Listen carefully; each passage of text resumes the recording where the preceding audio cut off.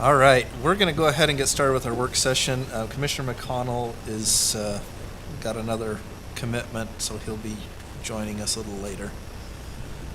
We have two items on our agenda for our work session. The first is a review of the ARPA funding, and second is review of the draft county PID policy. So let's begin with the ARPA funding review. We looked at this at our last meeting as well.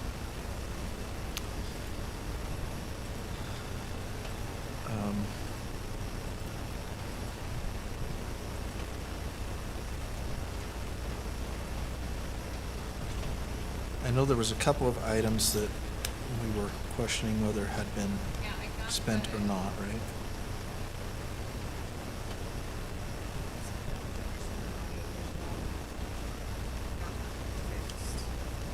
Yes. The actual 67,000.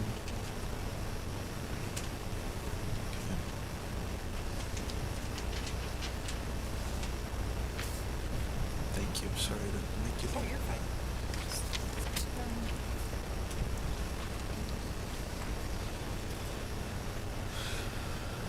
Okay, so according to this, there's approximately $900,000 left of ARPA funding that has not been actually spent, correct?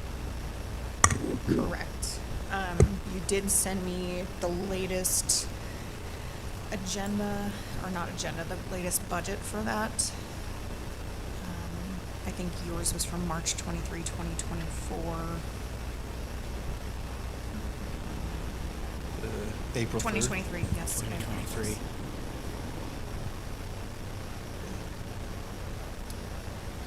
April 4th, 2022, and you sent me a new one. So that total, does it include those, The remaining for the sheriff and the Remaining for remaining sheriff, for case okay. backlog, yeah. Okay, so That's we did after- include the total there. The only thing that's not included there in that dollar amount then would be the Morgan City water infrastructure and Tigris River access improvements, right? Correct, so that was passed on the September 7th, 2021 meeting.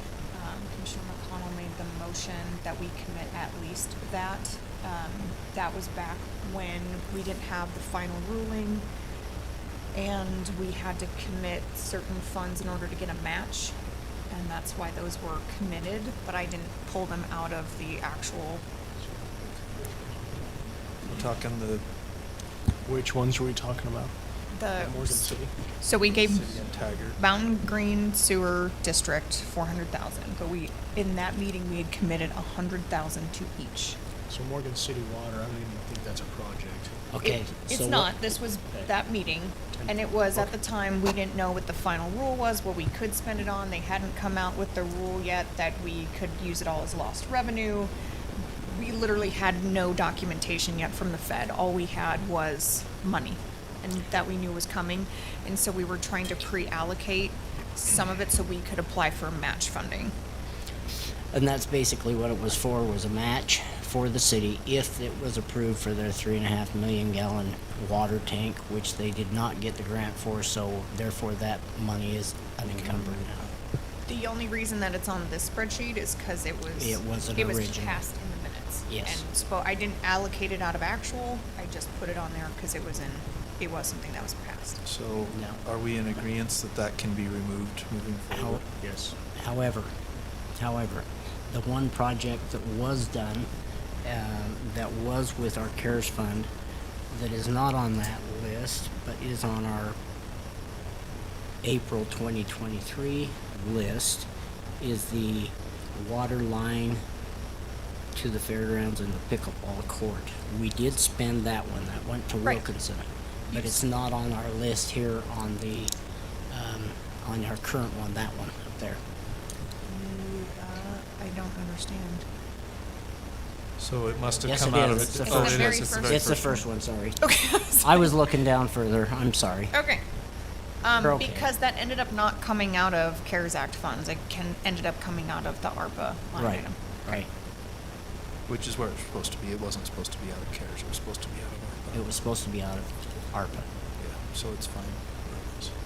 CARES, we did not have a lot to do with. We took over the excess that was left over at the end of December 2020.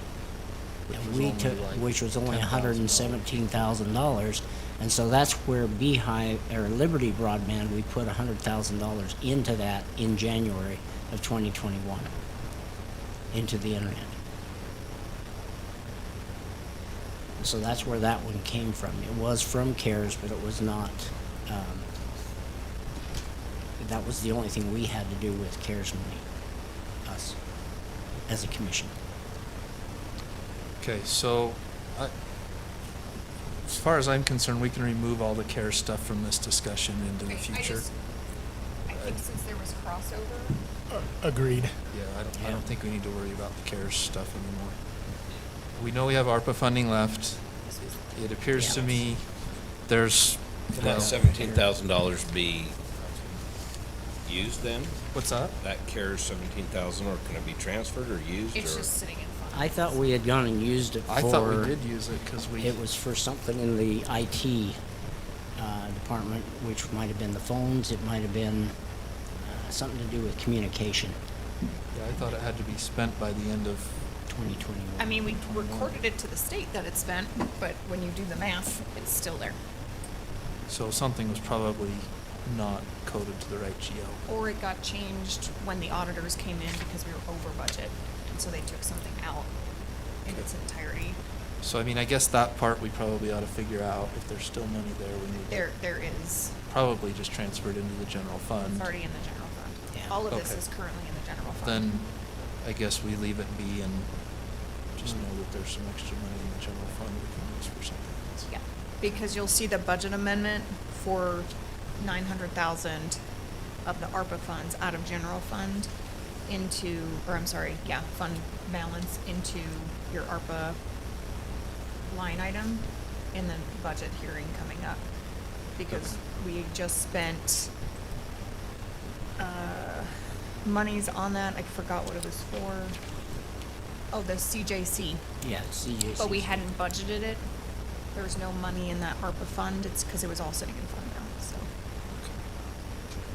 so. So the plan is to bring all of that over Mhm. and we can spend it out of there. Correct. However, it looks to me like you did put it in there. $40,713. I put it in this spreadsheet, Oh, okay. but But it hasn't been. it hasn't been paid out because there's Because- no money in that budget line item to pay it out. And it was paid this year. Correct. Okay. All right, so, if we still do something with the Taggart River access improvements, and after that, that would leave us roughly $800,000. When we say do something, is there a plan? Because we have to spend it within 2 years. We need to figure that out. Actually, we have till the end of June, 2026. What do we have to spend in 2 years? You have to have it spent. Has to be spent. ARPA? ARPA. According to ARPA, we've already spent it. I know. Yeah, so we've. But we want to. I hear ya. We don't want to. You, We don't want to completely ignore the rules. right, I because hear they ya. decided to It's treat just us- already been turned in by our auditor Right. that it was, we used it for payroll. That's how it ended up in the fund balance. That's how it ended up in general fund, yeah. I would love to do our best to follow the rules. That I'm we Yeah. set. totally with you. That's exactly what I want to do. Now, with that, what I'd like to also see us do is, I don't know, we need to either, just like we have with the fair board or the fairgrounds, we need to maybe look at that whole area of Taggart's and see what we want to accomplish. Now, if you want me to do that through economic development, I'll do that. Or if you want to sit down as a commission to do No, that. I don't want to do that through economic development, I don't think. Do we want to wait till we get that report back? Like, so That may help. Yeah. Can I report? bring this in a little bit?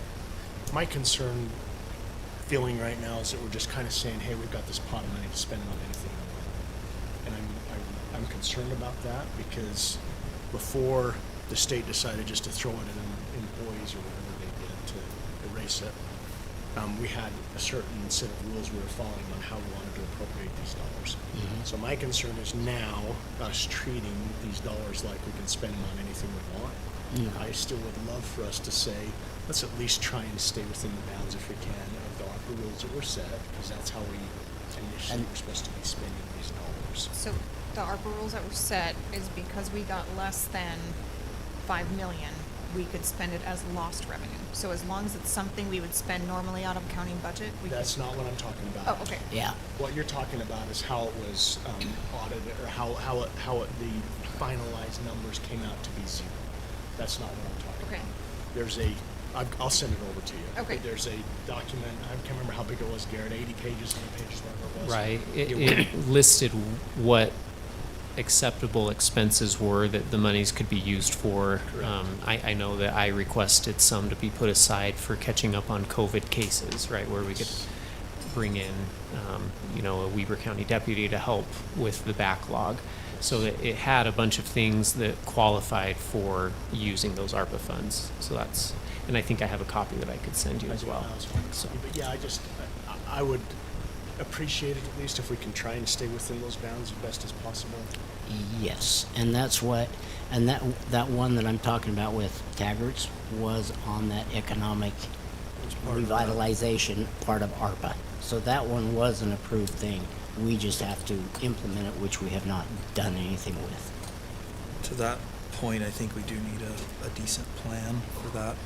I don't know the best route to do that, whether we need to bring in a planning organization to do that, or whether we need to come up with something on our own. Yeah. So thus far, to your point, we have not talked about spending this on anything but what is already part of ARPA. And I agree, we should consider that.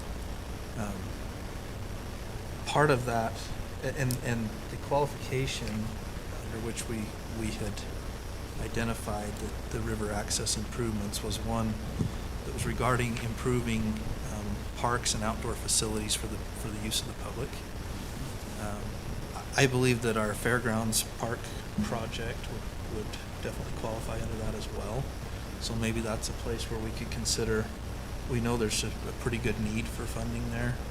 I mean, this could pay the match on that large grant that we've applied for, should we get that. So maybe that's something to consider. And I don't know if there's other projects that looking through our original list. The original, or? Well, this one that you've printed Okay, for that's us. the April 2023 version. I think we've done most of these things that So, would make sense to do. so I sent an email on the 19th to all of you commissioners and to Kate, and I just want to kind of read through that real quick, because here's my thoughts. I wasn't going to be at the meeting that happened on that date. I wasn't at the meeting, so. But the email, we talked about the recorder's office. We talked about the need, and in fact, we talked about that early on, and the need to help out the recorder's office as far as documenting from hard copy to electronic and what that cost would be. I think I put in my email approximately $250,000. In a meeting, I want to say 6 months ago, Chair, I think that we were talking about the Mountain Green Sewer Improvement District and that they needed a lot more money and was asking if there was any left. I think what was mentioned was that the third of the residents are served by the district. So we thought a third of the remaining amount possibly could go towards that. So I put that in there. And then I also put the $150,000 towards, and I know this is a new thing and haven't really talked with, I think Blaine and I, or Commissioner Thacker and I, are pretty much the only two that have kind of discussed this, but just the thought process of a public water district versus the private water that exists up in Mountain Green, and doing a study on that. So, but that study would be quite a bit of money, that 150, and I don't know if that's, so.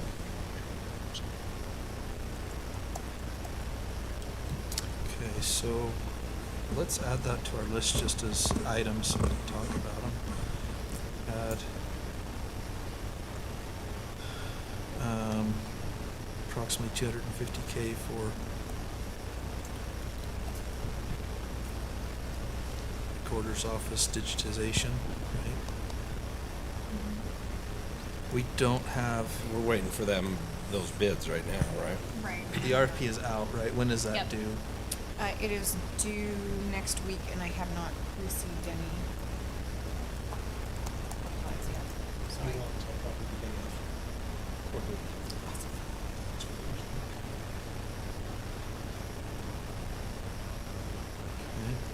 I wouldn't mind, we've been asked like many, many times to do a few things to our public parks that we never seem to get around to doing. I wouldn't mind having a little bit to maybe sprinkler that field so we don't have to keep resurrecting that problem in Milton, and we've been asked for some benches and some different things like that. Some signs have been tore down in Enterprise and need reposted, but that seems to always be put on the back burner. Do you have a motion for that? Yeah. I have a list. I've reached out to all the people over the parks, and they've given me a list of that stuff. So. That's not, that'll add up. Yeah. A few hundred. Yeah. Sure. Okay.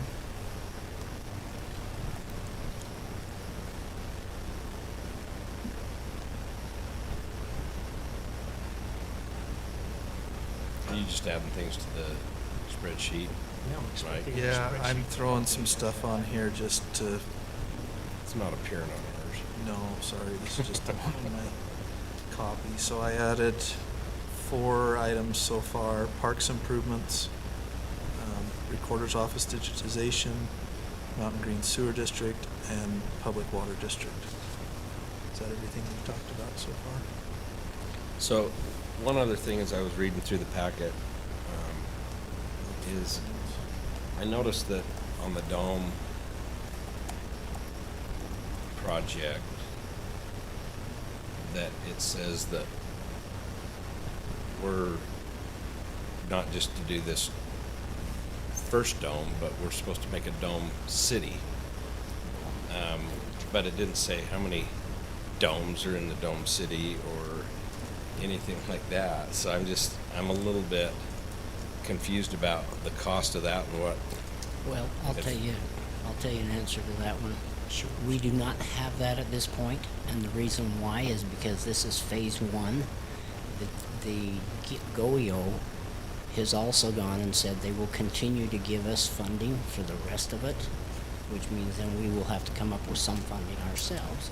And that's hopefully what we're going to do with the TRT and all those kinds of taxes that come in from it. So the village is there. We do not know how many it will be. According to the landscape design that we had done, there's about, 15 of them. And that one will be done at a later date, and those will not be as expensive as this dome itself. But it's not ours. No, it's not ours. It's Oh, it's but basically we're committing to pay for the erection of the. Yeah. I read through it all, so with our little pot of money we have, yeah. That's why I'm asking about Versus the pot of ARPA money that funds. I DNR just don't has. know if that fits within that, and we should set aside a little bit of money for. We have already set aside that money in the economic development and the tourism budgets. How much? There's over $70,000 that's been committed within those budgets. I'll bet you that'll be gone in the first dome. Yeah, that's what it was meant to be. Then the other parts we'll have to come up with from the other sales taxes that we receive. is DNR interested, since it's on their property, since we have to build it to their specs, since they're gonna maintain and operate it after, are they interested in participating in any of They the are. They hundreds of are. millions They that are goes up? participating in all of it. That's great. Every bit of it, they're participating in it. That would be nice. So I'm a little confused. I don't recall us committing to the entire project. We've committed to. We committed to the event center for now, because that was The main- phase the 1. main one. That's all we have done. So anything But the- beyond that, we'll still have to come back. We have for to come approval. back, we have to get approval for it, we have to decide if So- it's worthwhile. So I know this is on the agenda, which we'll be discussing in, Mhm. when we're supposed to be discussing it. And maybe, I don't mind the thought process though, of that Mhm, we're I having agree. can we set aside some money for that? That would possibly? be great for the match, yeah, if needed. Because they would be different funds. As long as they're not state funds against other state funds, we can do that. If it's state funds against federal funds, we can do that.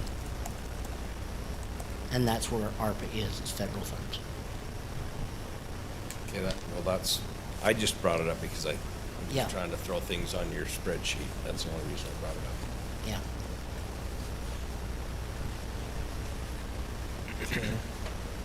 So if we were to,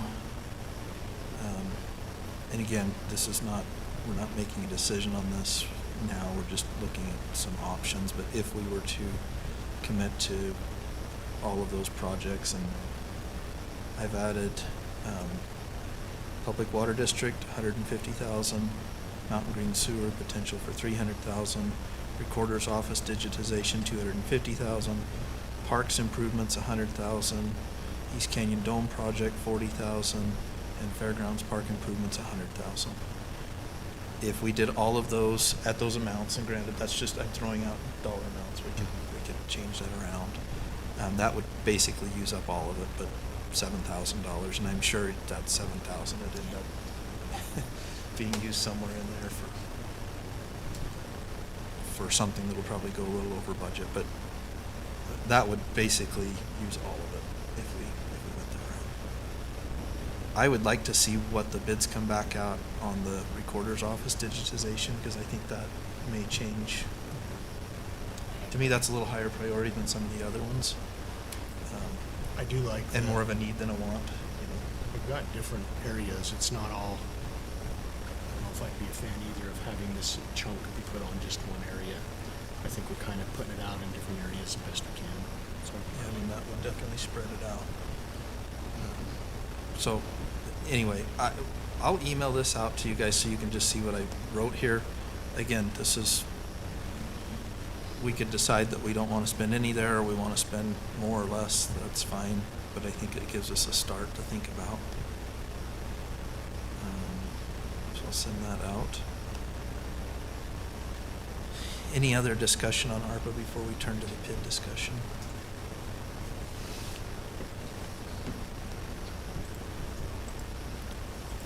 Will you send out your revisions? Yeah, I'll send that right now, actually, to all of you.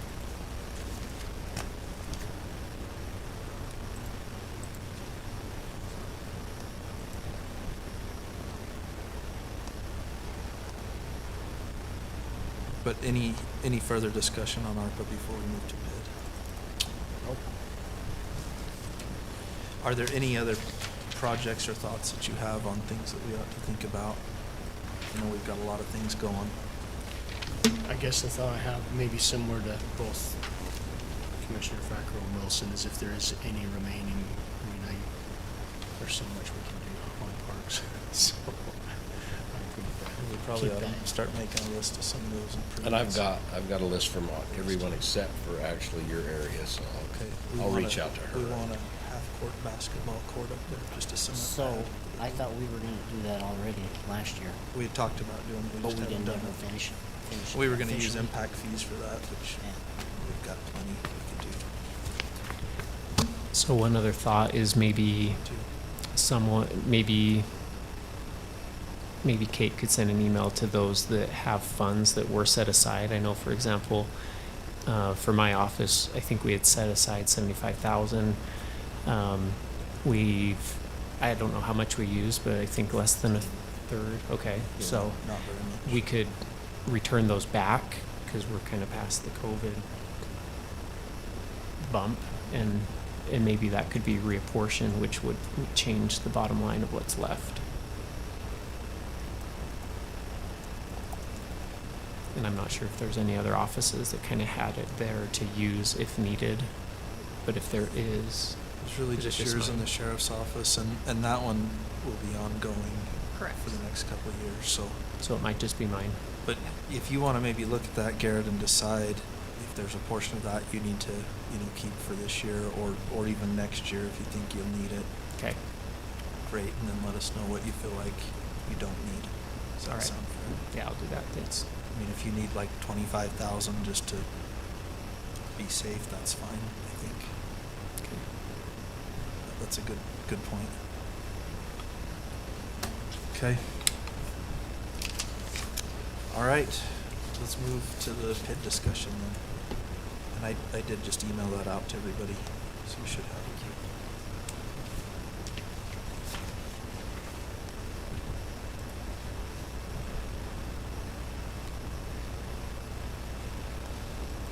Okay, so PID discussion starts on, Well, I know if I wanted to do it, page 6. Tell us how you really feel. Do you have any updates for us, Janet? Do you want to make sure your mic is on? Thanks, Garrett. I think I'm interested in hearing Commissioner Wilson's background.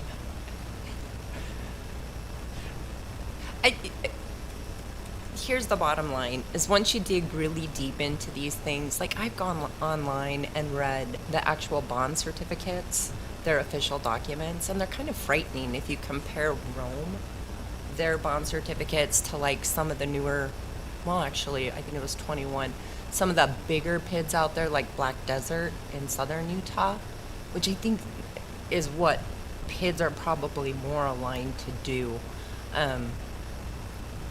Those documents are pretty frightening. After looking at all of this, I think the cost to the county and the potential problems and future costs to the county as well as end users, I think that outweighs any benefit a PID would have for the county. I don't see any benefit to the county in having PIDs. So I don't know if you want a PID policy like this. I know Mark gave me some suggestions on there. I've come up with a few more things that I would add as well. But I think as a general policy, I don't think you guys should do PIDs. It's a lot of work for all the county employees. Do you think this as Commissioner Wilson says, it deters from wanting to do a PID? So by having this policy in place, would it deter anybody from even asking? Probably. Well, I Yeah. think it definitely would in terms of the fees and the application process and such. I think for a small one, at least it'll deter it. And I Yep. think, to your point, a large project, this may make sense, right? Mm-hmm. To me, the PID at WPR makes more sense than the PID at Rome, Absolutely. due to the size of the project and what's really going on and the amount of infrastructure that has to be brought in for the project. Mhm. And the perpetual maintenance, because they have districts that will maintain these Yes. on an ongoing basis, because one of the Rome issues that we're seeing is once the PIDs can't be used for maintenance, and so now the county is maintaining this infrastructure, and there isn't necessarily even what would we call it, a quasi-governmental entity to maintain the private roads that are going in between in the townhome portion, which there's questions that, Janet has been researching with regard to bonds in general in Utah, whether it has to be owned by a government agency. And so I think that it was so new. I don't know that as a commission, I know I didn't at the time, because I think I've said multiple times that was my first or second meeting where I looked at the packet and I'm trying to look up what a PID is during the meeting when it was passed. And, if I had had more experience at the time, I might have just said, hey, let's hold on until I've reviewed this more. And so, I think that we all saw a shiny new thing and said, hey, let's go for it. It looks like this will help. But then when you get into the actual documents, it doesn't look as good as it was. Well, and how they've sold it, it doesn't match what we thought it was going to be. And I think one of the biggest concerns, or at least the realizations, when Janet brought to my attention that no payments have to be made on the PID until year 20. 2051. Yeah, 2050. Oh, so. Or to be a default. But yeah, for 5 years, they don't have to pay anything. But there's Oh, the and then- bond is never defaulted until 2051 if they never make a payment. They just have to make sure that they're collecting the fees and taxes through, the county does all that work. We're the ones collecting all the fees Right. and taxes and penalties. So is this a requirement Is to address a PID in the county? Can we just say we're not even going to accept PIDs? it's strictly legislative, fully discretionary, and so you could say we're not taking any PIDs. That could be the policy. And it's statutory. It says that in the PID statutes that counties, it's totally up to them if they decide to do them or not. This isn't, this is not an administrative, if you check these boxes, we have to give you a PID. It's completely legislative. I think the policy itself is helpful if the county were to do PIDs so that everyone was treated the same, that we have this policy and you have to meet this standard to even apply. And, as we go through to give more direction, because, as you've seen in the last few meetings, they'll come in and dominate a meeting, if we can say that. Like, it takes so much time to try to explain it because it is complex. And even with, I don't know if I estimated about 9 hours of public meetings or work sessions with the last 2 PIDs, plus I don't know how many hours of offline meetings, but maybe 10 to 15 offline, plus the hours and hours just individually, or like within my office or with Josh and some of the other department heads. I think it has been quite the process, and it is, potentially impacting the taxpayer for all of the work that goes into it. And even at this point, I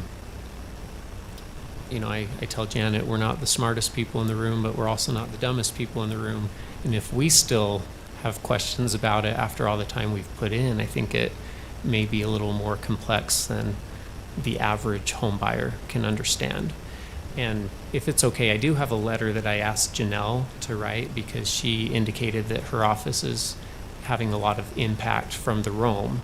And that's the hard part. It's kind of like estate planning attorneys. There's the old joke, how do you tell a good one from a bad one? Well, give it 30 years, right? Like, we don't know if their plans are going to work until we actually see them implemented. And now that Rome is selling, this is the first time we're starting to see the impacts, and they're not even fully built out. So, Janelle says, I'm writing to express my deep concerns regarding the negative impact of the Rome subdivision on our office. We have been inundated with resident complaints via email, phone calls, and in-person visits. These complaints are primarily focused on the taxing questions related to Rome subdivision. Even real estate and title companies have been flustered with us because they cannot believe the taxes are that high on a townhome.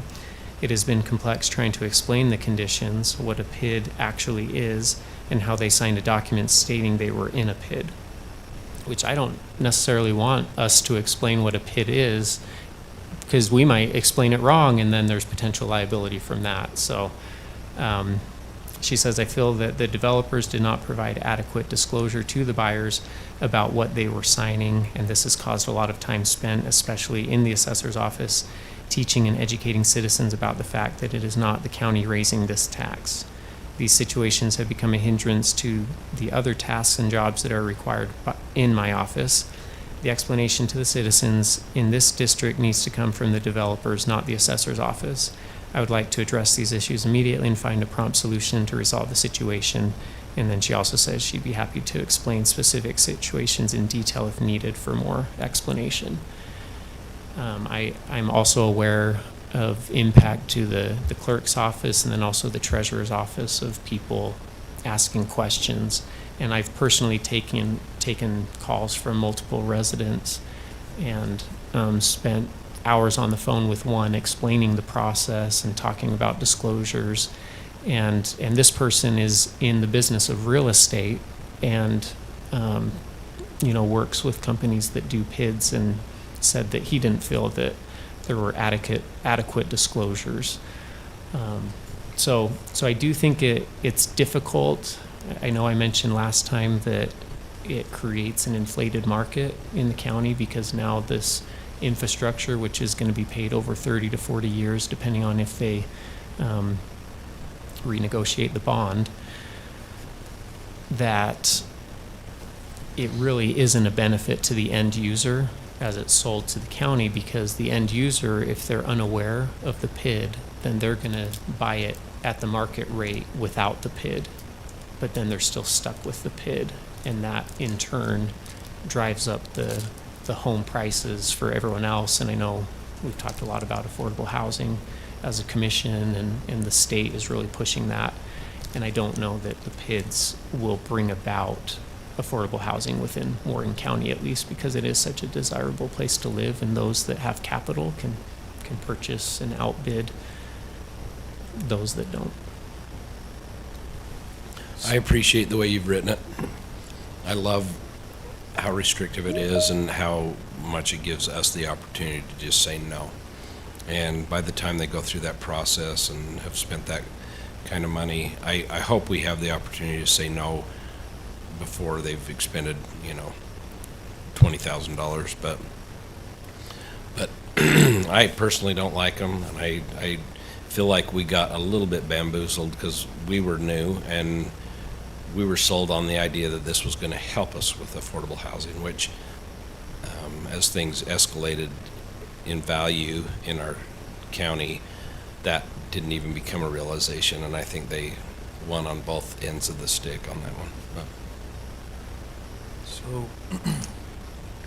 sounds like there's a couple of thoughts here. One is to say, okay, let's implement a policy that's restrictive. Another is to say, let's not do them at all. What if we take a route of saying, the general policy is Morgan County will not even look at a PID for a project less than $100 million in value or something of that nature to further restrict it. I feel like if there is an opening at all to do them, we need to set some criteria for it. So I like the policy from that regard. But I guess if the overall feeling is let's not do it at all, maybe that is the policy. I don't know. Part of me thinks, though, that having something that's more than just we're not going to do it as the policy would be better long-term for the next commission that comes in, because they may not understand it either and have somebody come in and explain it as we have and accept it. And Yeah. accept it, right? Jenna, I've got a couple of questions maybe you can help answer. And this is not trying to go too far from our discussion here, but just so that I understand. So when the PID is set up, we start collecting the revenues. We issue that payment to the PID itself, right, to the district, and then the Correct. district pays the bond. Correct. So that's the point where they could, in theory, decide to hold those funds or not pay the bond, and it goes into default. What happens if it goes into default? Who ultimately pays the bill on that? I mean, That's a really good question. So the bond is, sold. And so the bond owner, whoever owns it, if you read some of the official documents, and most of them are written this way, they have a schedule of when the payments are supposed to be coming due. Default in those bond documents doesn't occur if they're not making the payments. The default is only if they're not collecting the taxes and that. Real default doesn't occur until like 2051 on it.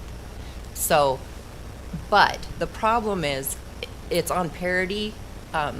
PID taxes are on parity with county taxes and every other tax. So if people aren't making, so the homeowner isn't making their PID payments, then they're gonna levy a lien on them on parity. but they'd be With that. subject to tax sale just like if they didn't pay their property taxes, right? So yes, so who gets to do that is the real question. Yeah. And then So who is it the receives funding? PID that gets to do it, or is it the bond owner? Man, that gets even more messy the further you go into that. I mean, hopefully you don't have that happen, but if you did, and then I guess the other question is, how do you determine where to apply payment, right? Because what if a resident comes in and says, I want to pay everything except the PID portion, and we apply the payments there? Does that put us liable for the other portion the next year when they come and do the same? I mean, are we obligated to put their next payment towards whatever was left from the PID and then towards their property taxes? That is a great question, and I don't know the answer, especially when you read that it's on parity with other Yeah. taxes. So, I mean, I think that adds another layer of complication to it. so the owner of the bond then, the PID bond, they we send them the check, just like we do the school district. No, it goes to the district. It goes to that Yeah. district. District, It's and the it- district of the bond. Yep, and So it- the you guys Fed. gotta Who remember, Who controls that to where those funds don't get It's spent? the board the wrong members that way? are It's the elected to board that. members. Which are the, are the Developers developers and- Initially, Until the developers, certain and then and Thresholds are met. and will be on the board until, I mean, and some of the governing documents, now you can adjust it in the governing documents that how, you know, the board is turned over, but I think most of the ones we've seen, you've got to have so many residents. It's a percentage, I think, if I remember right, where it might be at 50 or 60% is when you get your first resident on the board, and then another at 70 or 80, and then the last one at 90 or 95. It was really high, But- and some of these developments aren't completed even to the 90% or 95% until way down the road as And- well, years down the road. And who's going to want to be on that board after they incurred all this debt? And levying And the take all the- taxes, I'm like, I and would be take all like, the oh, beating from okay. the neighbors Yeah, when you're- exactly. Yeah, you're right. How are they gonna resell those things? yeah, we may have a blighted area just from the pit. I don't know. I think it. I think I could see people walking away from that. possible. I think Morgan County, fortunately or unfortunately, however you're looking at it, has maybe its own bubble of people moving from out of state or, you know, that come in with cash that maybe can make it work. But that's exactly what happened in Colorado, is you had PID areas that were blighted and you went across the street to a non-PID area, and it was just for this reason. And I do recall, because I brought that up back in May or June of 21, because I was reading online. I'm like, well, I'm just figuring this out, and I could go back and look at the meeting, but I'm almost certain they said, yeah, well, Utah, we kind of fixed all those issues that happened in other states. But I think that, yeah, they still exist. I don't know that you can fix those completely, especially with the governing document that we have on file for Rome. So a question I have on it is, on this PID one, does that, because I was reading it also where it talks about the lids, if we go and pass a code, or whatever law, it basically says we're not gonna allow PIDs, does that mean that we don't allow lids either? Well, the lids, if I understand, are not even, they don't have to get approval from the county, and so we can't govern Can't do those. anything.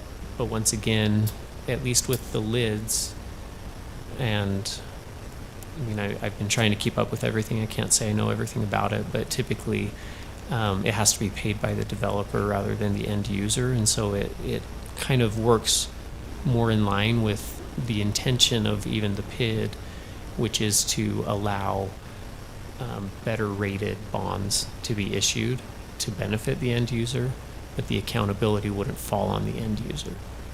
Okay. So it's a two-edged sword. In some ways, yeah, we can't participate in creating the governing document, but at the end of the day, if the developer pays off the loan before it goes to the end user, I don't think the county really cares to participate in the governing document. So if we were to go and make this to where we basically just say, no, we don't want PIDs, period, that would be acceptable. Or we can say, you have to follow these policies, then you still have to come to us if we allow it or we don't.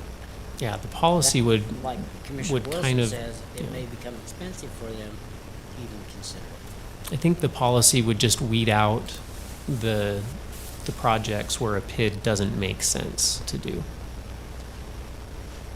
But it would still provide the county, the commission, with the discretion to approve or not approve a PID with clearer guidelines than, you know, well, sure, we think that this one makes sense.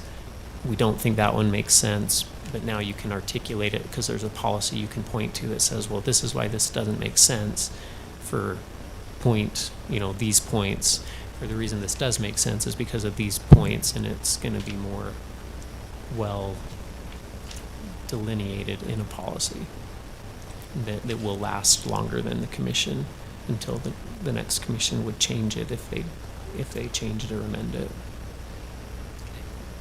So maybe straw poll here. What are your thoughts on this? Do we enact a policy that just says we don't want to do PIDs and here's some of the reasons why? Or do we keep this policy, we add that to the beginning and then put some criteria saying it's got to be a really big project and then it's got to fit all of this? I would say you have a policy so you don't get somebody else bamboozled. That's my feeling as well. At minimum, if we say we're not going to do them, we need to, I think, articulate our concerns and reasons why we don't feel that they're a good fit for the county. But then again, some might be. Like, to me, the WPR one fits and works because, again, they've got districts set up already to handle those long term. And it's a very different type of housing than what we're talking about. You know, it's not competing with other housing in the county. So how do we articulate that? Well, I think what we do is we make the criteria that it be a $100 million project or something very large, because that's the only way that something like that, in my mind, makes sense. That's the only way that they're going to reach that type of criteria. But I don't know what that dollar amount is. I don't know if it's right to do a dollar amount in there. I don't think we ought to put a dollar amount in there because it's gonna have to be huge to be able to even do this. Yeah, I was gonna say, the way she has it written, I don't see anybody that doesn't have that size of a project even starting it. That's right. Which I appreciate. I still think we say something like, generally, projects should exceed I think $100 That's a million good- that's a in good way to put size it. or something like Yeah. that. I think you can add that into, like, some of the considerations that the board needs to consider or should consider is that, I think you can put that in there. I think that's definitely, I don't think that's a bad idea to have, large projects which incorporate all this, and there's a sustaining district and self-contained. You can do that. So maybe we update this and the beginning talks about our, after your purpose, and in that policy section, we can talk about our concerns with PID districts and the impact on the county and on county resources, and that generally speaking, we discourage PIDs within the county. However, here's the criteria that should be considered if a PID is proposed. And then we go through that criteria, and maybe we can throw in, something to a She's dollar. got a lot of those in there. You've got most of that in there already, so I think, you mentioned there was a couple items you wanted to add. I think once they get the bond documents cover it, but I think it should be kind of upfront that the district needs to have, the board needs liability insurance. I know the bond companies are requiring that, but I think that needs to be upfront so that the people applying know that. There's a couple other small things like that need to be put in there. So, do you think you can have that ready by next Tuesday, this coming Tuesday, rather? Or do you want me to put it on for the May 7th? Give me till May. Okay. Yeah. Because there's some stuff that Mark's gone through too that, I need to change up too. There's nothing we can do about Rome, is there? Not at this point. Except have a blighted area. What happens now if that does become blighted?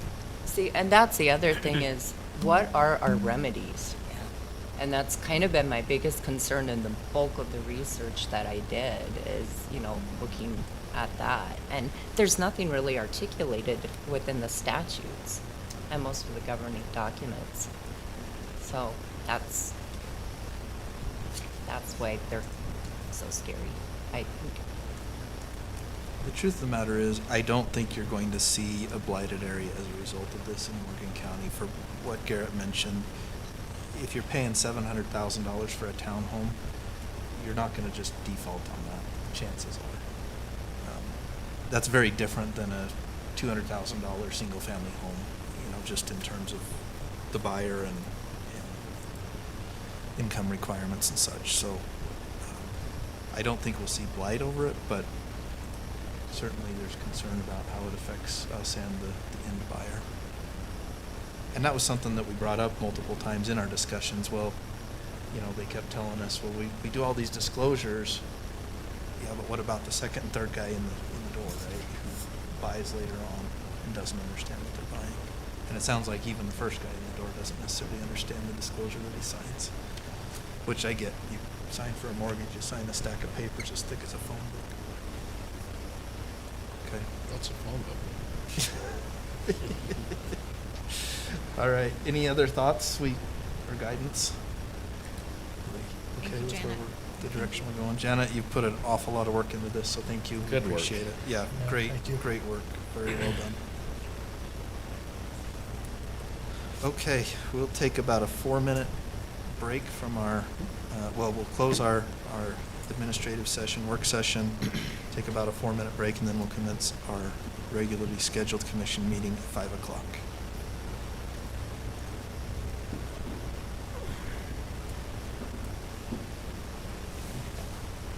Get a good start on the evening.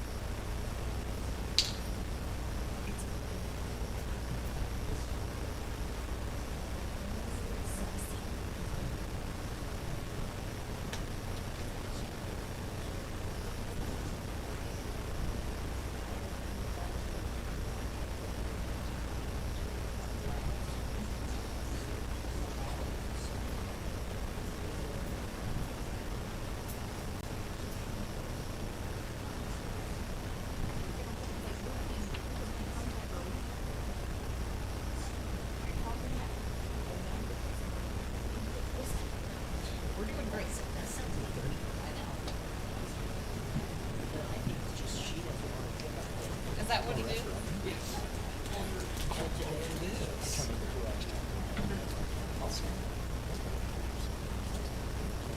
If you haven't signed in yet, there is a sign-in at that side table. We do have a public comment today. So if you would like to participate in the public comment, we do have that as well. Do you have a response?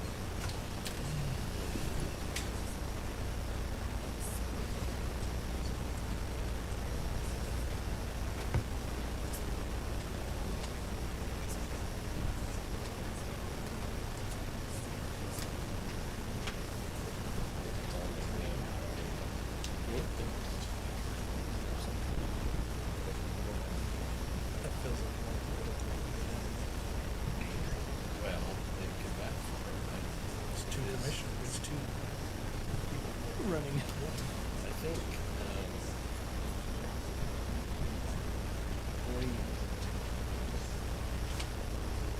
it's okay if the resident posts the resolution passed. Oh, yeah. All of that's public information. The resolution, their submission, all of it. That can all be posted. They're all posted. Nobody said we can post that, that's ridiculous. Yep. We should. Okay. Welcome to the Morgan County Commission meeting, April 2nd, 2024. All members of the commission are present. We just completed a work session discussing ARPA funding and PID policy. We will begin with an invocation and pledge of allegiance, and Commissioner Anderson has volunteered to take care of that.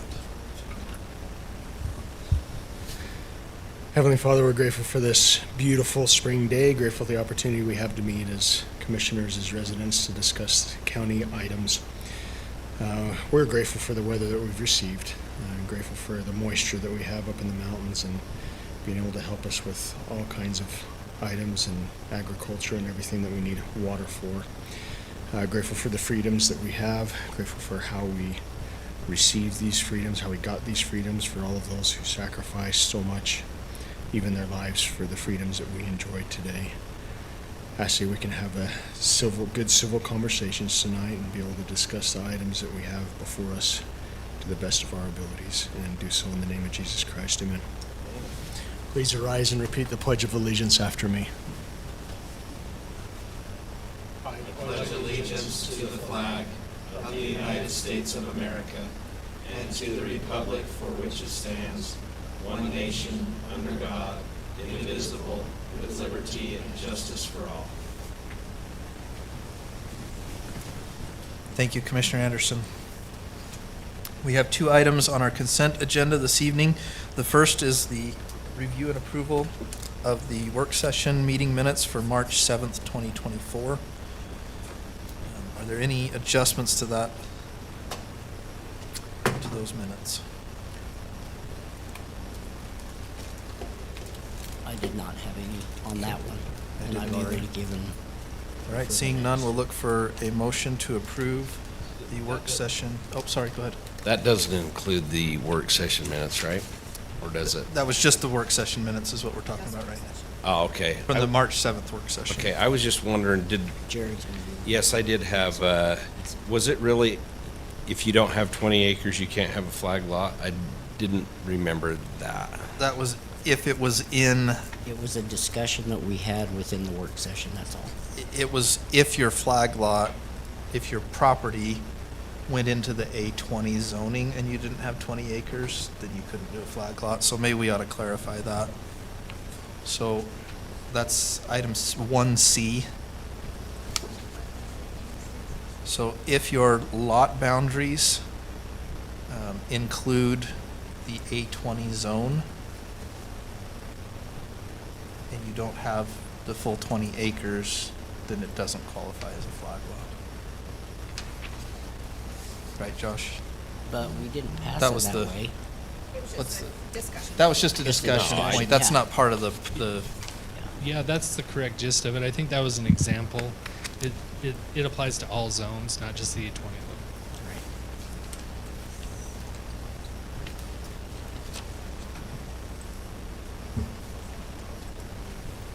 in the A20 zone. Doesn't qualify. Good catch, Commissioner Wilson. Okay. Any other adjustments to the March 7th work session minutes?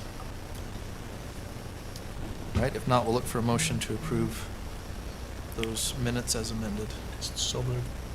Second. We have a motion from Commissioner Anderson and a second from Commissioner Fackrell to approve the work session minutes for March 7th, 2024, as discussed this evening. All those in favor? Aye. Any opposed? Motion passes. Consent item number 2 is the review and approval of the County Commission minutes for March 19th, County Commission meeting minutes for March 19th, 2024. I did have one item on that, and that was at the end, when we moved to go into closed session.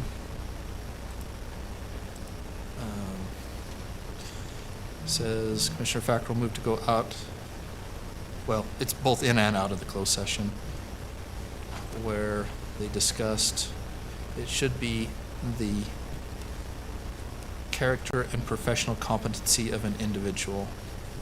So you can take out the personnel and the comma.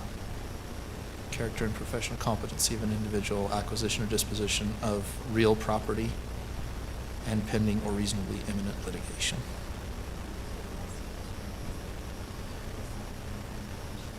Yeah, well, so where it says disposition of property, change that to disposition of real property. Now this is correct. Those were the only adjustments I had to those minutes. Anyone else have adjustments to the? I've already given her mine, so Perfect. that was just above, make sure you hear. You found it? Okay. She just put Peaks Ranch instead of Wasatch Peaks Ranch. So Perfect. that's all it was. Okay. Because we have a Peaks also. You're crazy. Okay. Thanks, Jared. With that, we'll look for a motion to approve the March 19th County Commission meeting minutes. I move that we approve the March 19th, 2024 County Commission meeting minutes. Second? A motion by Commissioner Fackrell and seconded by Commissioner Wilson to approve the minutes. All those in favor? Aye. Any opposed? I'll abstain because I wasn't there. Thank you. Okay, moving to item C, declarations of conflict of interest from commissioners on any items on tonight's agenda. Seeing none, we will move to our public comment period. This is an opportunity for the public to address the commission. We do have one public hearing on the agenda later this evening. That's item number 8. The rest of the items on the agenda will not have a public hearing. So this is your chance to address the commission on any other items.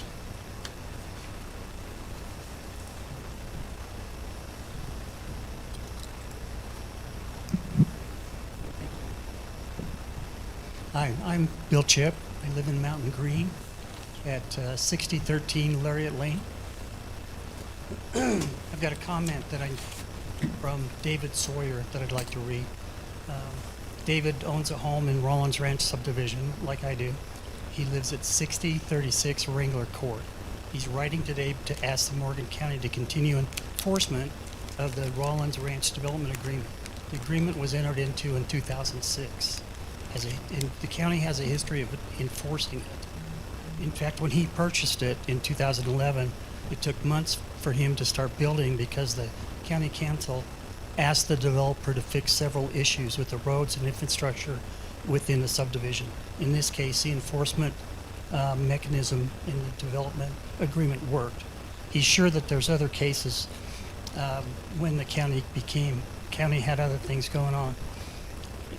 In 2023, the HOA voted to sell a large portion of open space to an individual. Members of the HOA saw this as a benefit that would generate income and other improvements. Unfortunately, the HOA manager and attorneys similarly ignored the development agreement, and the sale was finalized and recorded on the 15th of March of 2024. On page 6 of the development agreement, it clearly states the park shall be owned by the HOA, and the HOA shall have such native space. The sale of this land and the plan to develop parks and trails takes away control from the HOA and gives it to an individual. There are also no guarantees this land will remain available to the HOA as open space for the residents to use it. The sale to an individual also throws off the open space density ratio. And to summarize, the HOA manager, attorneys moved forward with the sale despite full knowledge of the development agreement. I asked Morgan County to continue enforcement of the development agreement, ensuring open space remains as such, even if it eventually voids this sale of over 25 acres. And he, thank you very much for your consideration. I have a copy, and this is me talking, of the Fifth Amendment to the Development Agreement going back to June of 2019. They sold roughly 12,000 square feet of land. And they actually, it was in the 100 series at the end of a cul-de-sac that they deemed unusable. They took away property from two lots, 505 and 506, to maintain the balance of the open space. If they're doing this for 12,000 feet, where are they going to get the 26.125 acres, which is deemed in Parcel A, Phase 6? And it says that this property, this open space property, will be owned and maintained by the HOA at Rollins Ranch. And that's on the plat map for Phase 6. So, thank you very much. Thank you.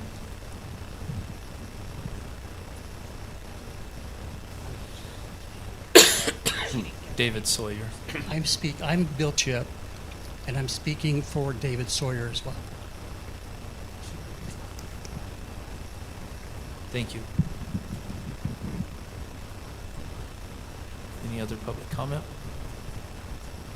Okay. Move to section E, our presentations. We have the interim county administrative manager report. Been busy. We are switching over to a resolution form of all decisions like we talked about last meeting. So you will see a lot more resolutions that will help us keep track of things. Our IT department, and with Katie's help, now that she's come on board, has created something called Paper Vision for us that we can research all of the transcripts of our meetings, our resolutions, our ordinances, our contracts by keyword, and it's made life amazing and much easier on me. I still need to get with you, Commissioner, on the riser policy. We're still working on our background check policy. We need to update our fairground rental policy, and I did get the short-term rental policy from Weber, so we're working on reviewing that.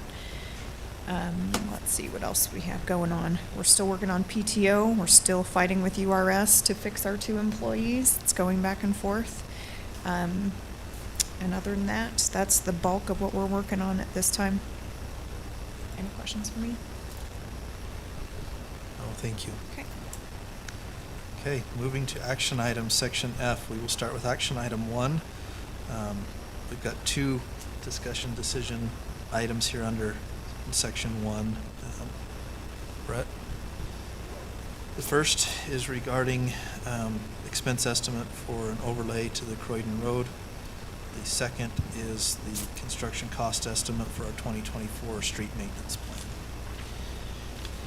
Yeah, Commissioners, it's good to be here today. Same time, usually every year, come in here and talk about our road projects. We work all winter on this kind of project to get ready for, of course, summertime paving and chipping. And, the last 3 or 4 years we've had bridges in our way, so we haven't done as much as we'd like. But this year we did finally get that one-time money. And so that's going to help us out to get this bridge in Croydon taken care of and do some paving. So that's what I've targeted these projects and this estimate here. And so I think things are looking up a little bit when it comes to our road project. I hope we even do better next year without paying for bridges. I think that's going to be even better. But we are making it through it. We are making progress. Give you a little bit of an idea. When I come into this job, we had about 16 roads that what I call number 1 roads, and I prioritize roads from 1 to 4. Number 1 is high priority, ones that need to be paved that are really in tough shape. And we've narrowed that down to 8 roads, even with the bridge projects that we've had, and this right here narrows it down to about 3. So I think things are looking up a little bit, even with the challenges with the bridges. So that's what I brought to you today. You want to talk about the regular maintenance paving on the first one? Yeah. The the- Croydon one, it don't l- matter. Let's do the Croydon one. It's first in our packet, if you don't mind, Doug. Okay, the Croydon Road's definitely a number one road to me. We're lucky to have it hold together like we have because of the bridge project. And so we did put in for COG money, for preservation money to pay for this project, so it won't come out of BNC roads. And I put it in your packet how we would pay for that. We will have to do a budget resolution to up those funds, but the funds are there in the preservation fund, so. So I did misstate in the agenda that COG, the Council of Governments, approved the 200,000. They can't approve, they can only recommend. So that's the word I mistook. And we've already submitted, for the March 16th budget session, or I'm sorry, April 16th budget session, to increase the 135,000 budget line item to the 200, the extra 65,000 to accommodate for this. And we do have it in quarter preservation fund balance. So I don't think, sorry, Chair. Question. I don't think we've had a whole lot of COG requests, or not requests, recommendations come before us. But do we need to have a separate item on the agenda to approve the COG recommendation? We are supposed to have, the COG has to come before us to recommend that expenditure. That means you and I, basically, right now. We have to come before the commission to ask for that approval of the use of those funds for that purpose. Understood. So do we need to have that as an agenda item versus? Yes. Okay. We need to have that next, well, So actually. we have it documented that the commission says, yes, we see what's recommended by COG and we agree with the recommendation. Well, we have that in our agenda now, although it says approved rather than recommended. And I worded it that way in the resolution, but But I don't believe the resolution text was in the packet. And so maybe is that what you're talking That- about? Yeah, Commissioner because I don't Anderson? have it either. So, I see it here. okay, so we need a resolution on the April 16th. I mean, I'm 100% on board with approving it. I just Yeah. want to make sure we're doing it correctly, so. so we have the resolution drafted, but I don't think the language of the resolution made it into the packet. And so as long as the commission votes to approve at the recommendation, then we're okay. And we can just make the resolution formal. Because we have currently on our screen, that's the first time we've seen the resolution.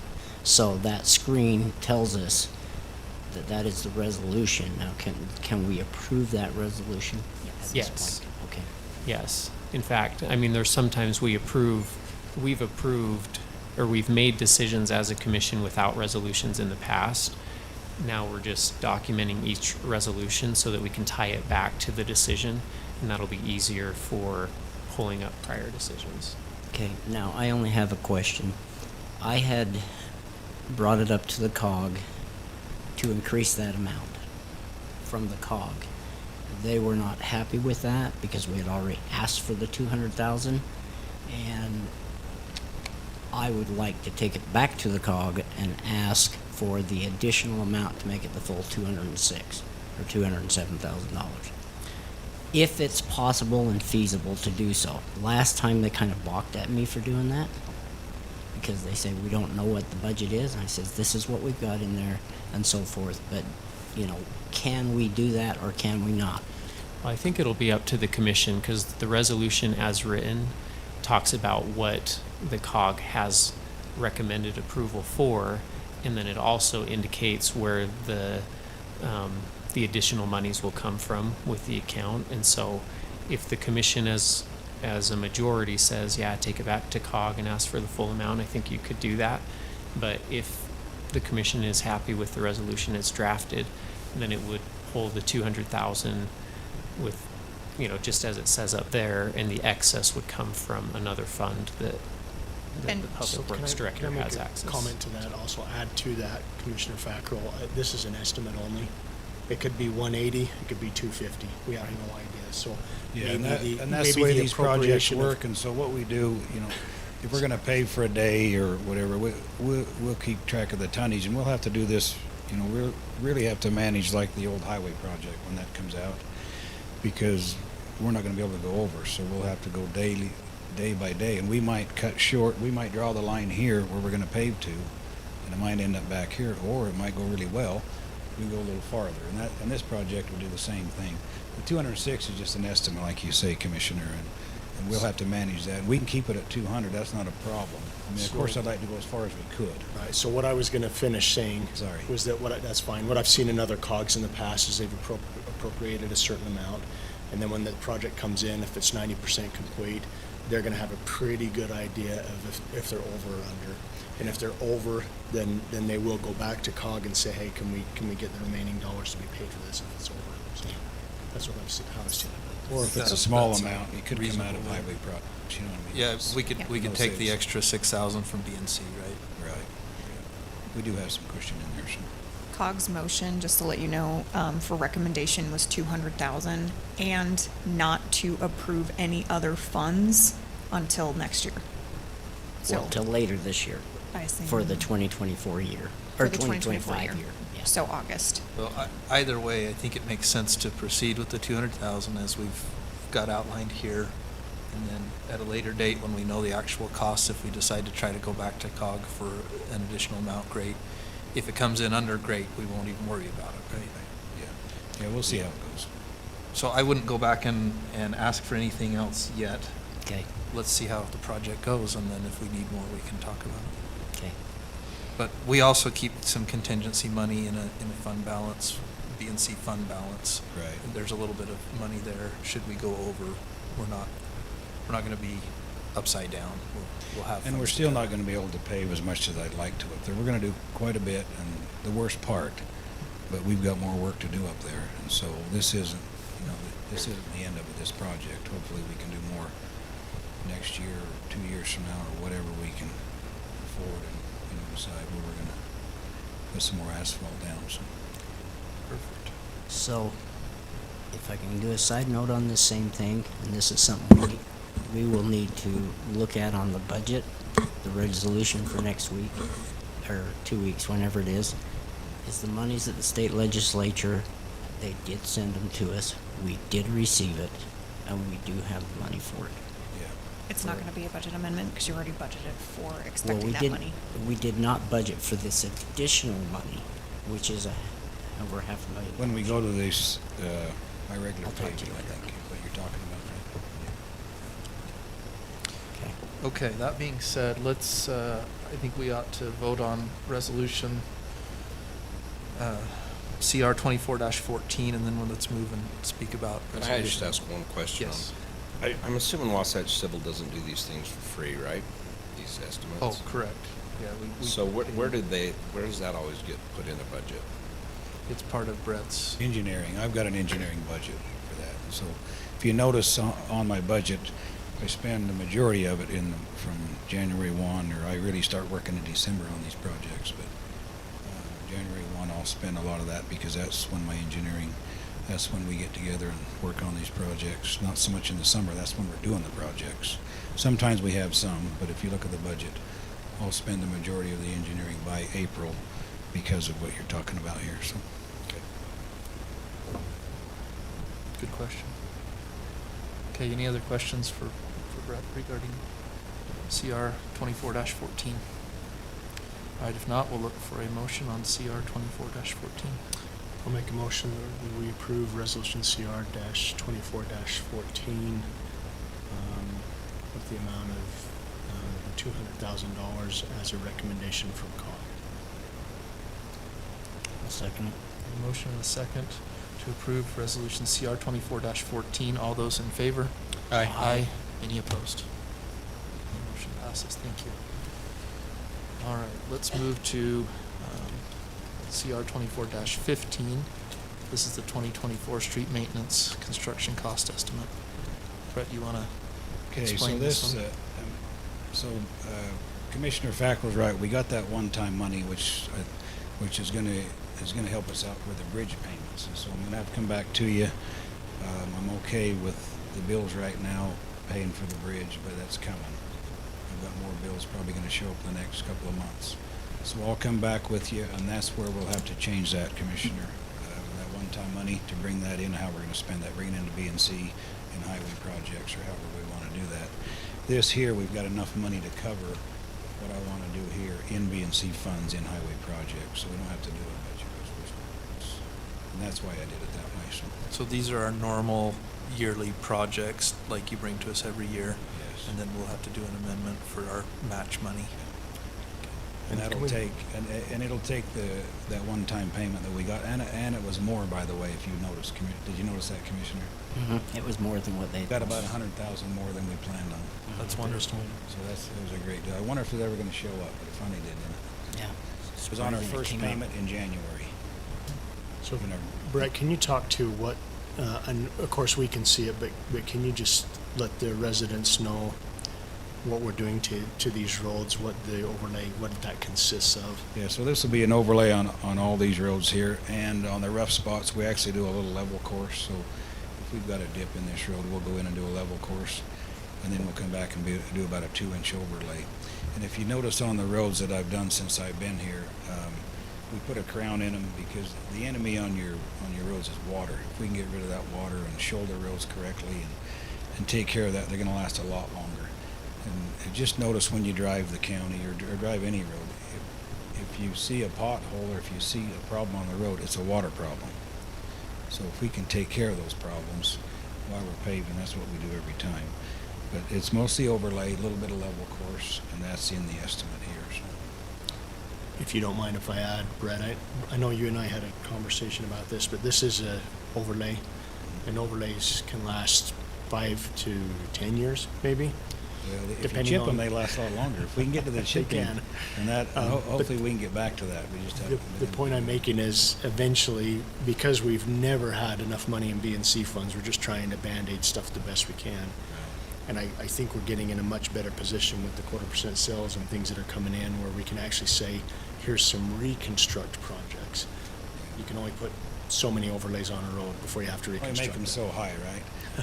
But what you do a lot, Commissioner, on, let's take Weber Drive or whatever road we're gonna do. I come in and overlay that. Most of these roads haven't been overlaid, so we've got some room to bring it up, and they need to be brought up because most of them aren't crowned very good. So we bring them up, we crown them so the water will run off.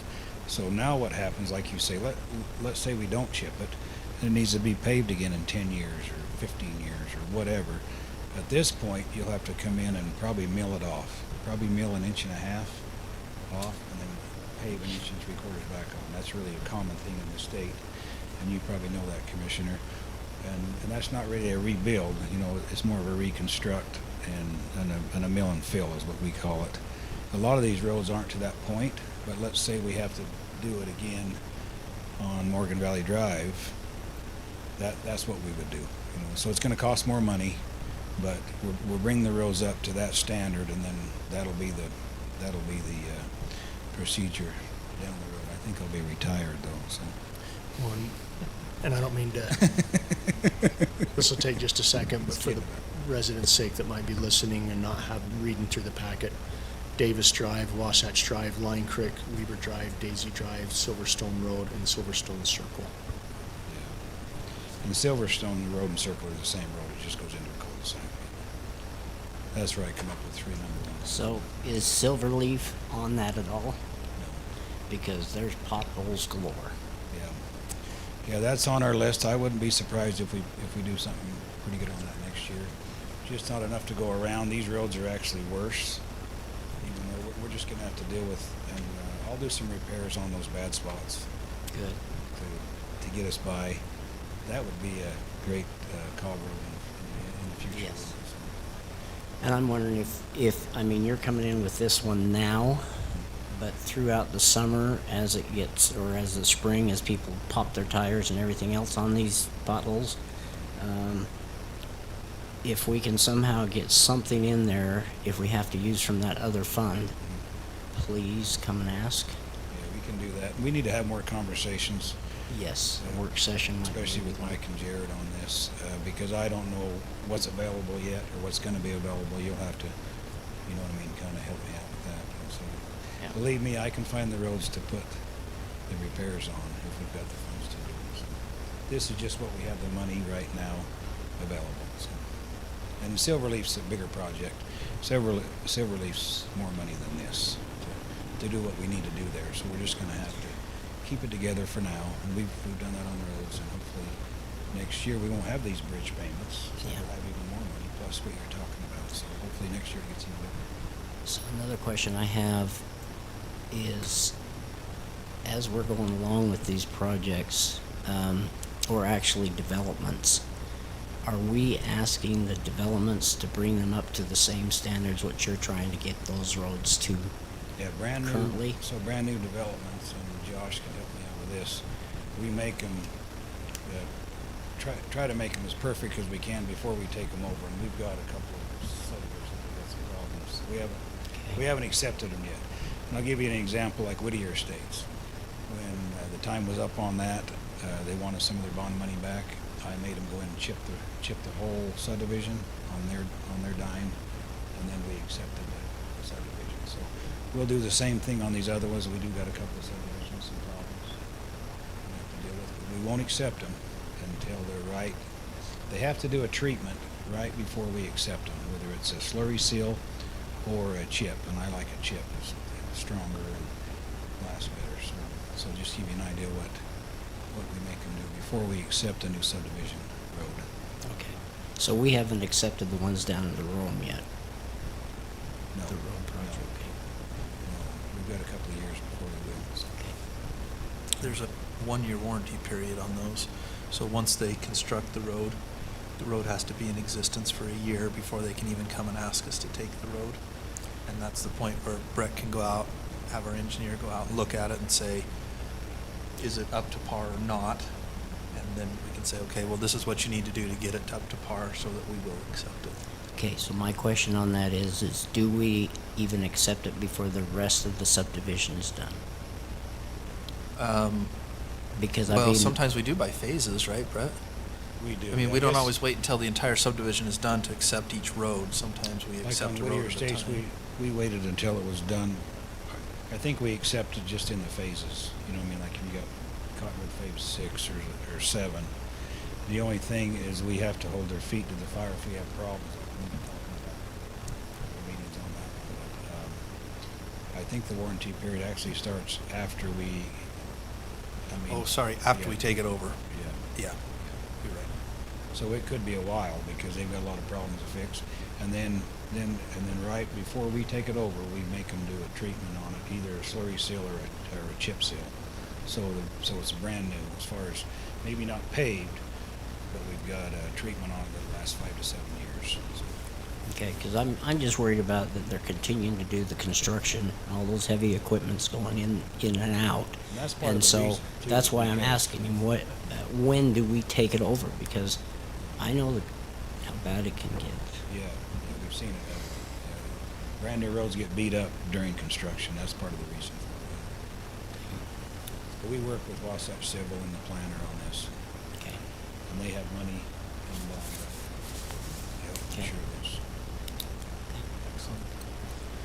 Okay, and then just a reminder, we do have the old highway project that'll be happening this year as well. That'll be done through federal funding, and then we have match money to do on that. So that's not listed here, but just for the benefit of the public, that will be occurring this year as well. Yeah, and that job, I'm sure it'll come in June or so. It's out to bid right now.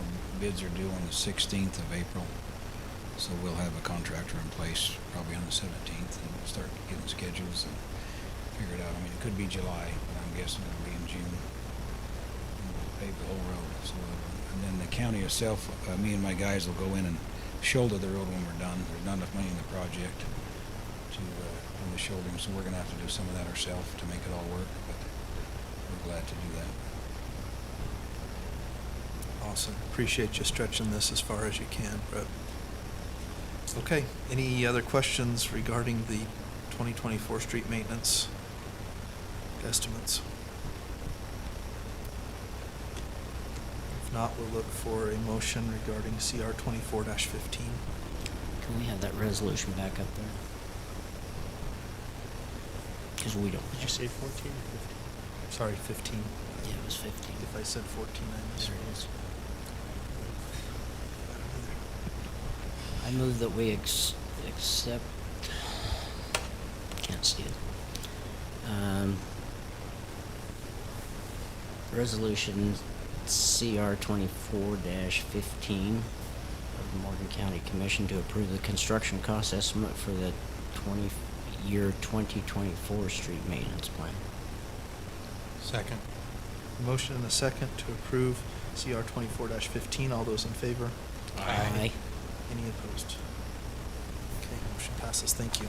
Thank you.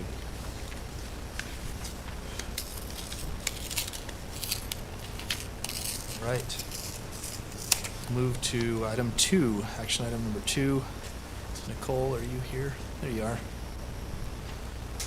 This is a resolution approving the 2024 cooperative agreement between Utah State University Extension Services and Morgan County. Hi, my name's Nicole Reed, and I'm here representing our Morgan County Extension Office and the county agreement that Mike just mentioned. So, we did budget for this, $162,467. That's the amount in the budget and the amount in the agreement. This is the same agreement that we've signed each year with USU that essentially our extension service folks are employed directly by USU. The county sends those funds to USU to pay their salary and wages and costs. Correct. Garrett, have you reviewed the agreement? I have. Okay, any concerns? No, same things that came up last year, just to make sure that by April 1st, we knew if there were any county assets that were being used and vice versa. And I think I just confirmed that that's been done. If I remember last year, there isn't any crossover, if I'm correct. Correct. Yeah. So, and as long as the budget amount's been approved, I think it looks good. Okay. Is this under a resolution also? It is 24-21. I move that we accept CR-24-21 for the agreement. It's not there. For the cooperative agreement with Utah State University Extension Service. Second. A motion and a second. All those in favor? Aye. Any opposed? Motion passes. Thank you. Thank you. Appreciate your work, Nicole. Thank you. And for the public benefit, if you haven't visited our extension office, you should take a minute to do that sometime. Now's a good time of year to go ask your questions about gardening and such. Okay, Aaron Bott, Morgan County Library Director. Resolution CR 24-16 to appoint Susan Hamana to the Morgan County Library Board. Did I say that Yep. name correctly? Jeremy, our screen is fuzzy. Oh, there we go. Okay, go ahead, Aaron. Yes, we had an unexpected vacancy on our library board. One of our members had to step down due to personal reasons, and so we advertised the opening. We received several letters of interest, and the board selected Susan Hamada to fill her place. So if the commission approves, we would request her official appointment to the Morgan County Library Board. So Commissioners, this resolution is to, one, accept the vacated seat or the resignation of Sadie McBride, and then to also appoint Susan Hamana to her unexpired term. She would run consecutive to what Sadie's term would be, so her term would end June 30th of 2026. Perfect. Any questions for Aaron? Can you put that resolution back up again? Thank you.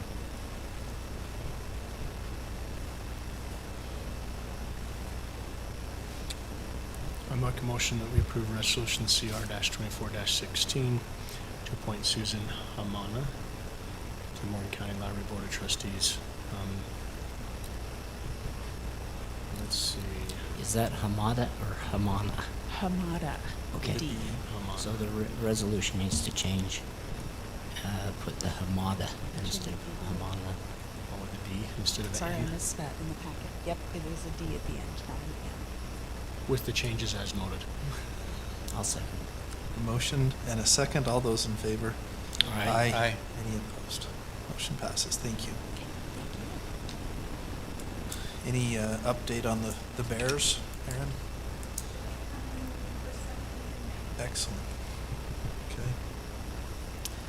All right, item number 4, Kate, interim manager. This is resolution 24-17 for a professional service agreement with Dr. Grow. So we. Presenting this, or is Boyd? I guess you are. I am. Okay. So we are required to have a physician advisor, being that we provide EMS services. This is our contract for the incoming, who will take over June 1, 2024. And it's a 2-year professional service agreement.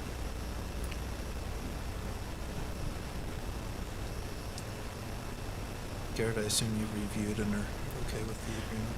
I have, and so I think, Jeremy, if you can click on my screen that I was trying to share.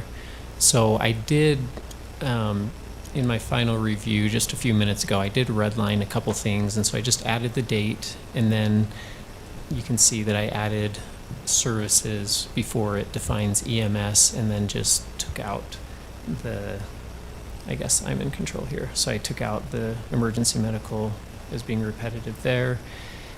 Here I just changed it to certified, capitalized the A from the date of June, and then under compensation, initially I think we were intending that it might start a little earlier, May 1st, but June 1st was sufficient, and so if you look under compensation, it was going to be the first and last payments being $7,000 to compensate for the extra 2 months, but it turns out there will only be the 1 month, and so I updated that.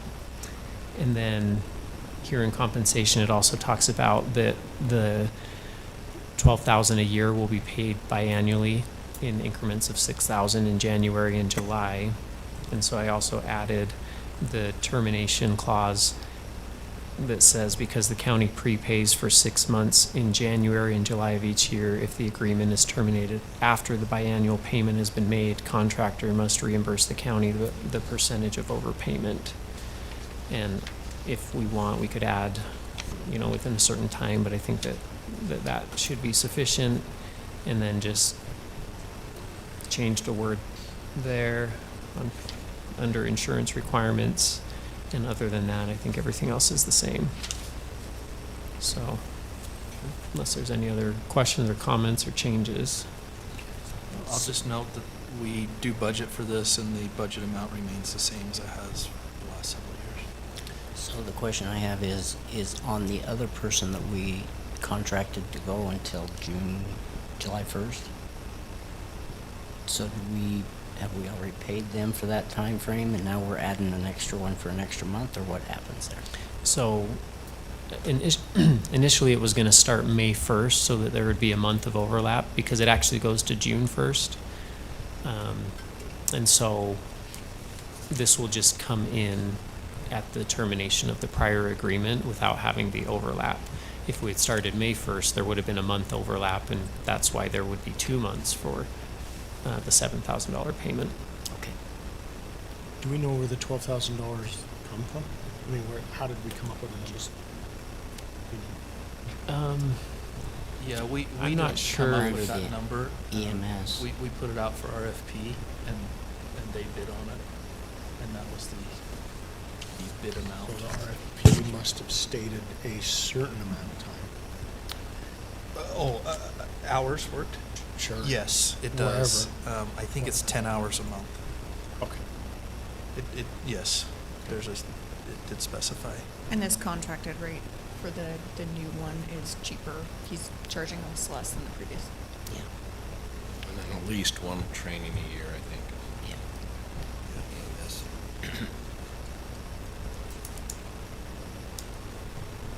Okay. Any other questions? You had a question where the money comes from? It's from the No, ambulance. the question was how that number came about. And I think I'm understanding it a little better. Okay. Mr. Chair, I'll make a motion that we approve Resolution CR 24-17 to enter into a professional service agreement with Dr. Robert W. Grow as the physician advisor for EMS beginning June 1st, 2024. Second. We have a motion by Commissioner McConnell and a second by Commissioner Wilson. All those in favor? Aye. Any opposed? Motion passes. Thank you. Okay, item number 5, Commissioner Anderson. We discussed this interlocal agreement that we're working through with the governor's office. And so when the initial agreement came through in contract, and we were looking at that contract, there was question as to who's going to make the matching dollars. It was $1 million grant. Matching was 100%, so it was another $1 million. We're acting as a go-through, so the monies will basically come through us and go to the district, and the district's required to pay that match. But the questions that both Kate and Garrett had was, it's not stated real well in the contract. So what this is it's a, let me make sure I'm getting there and stating it correctly.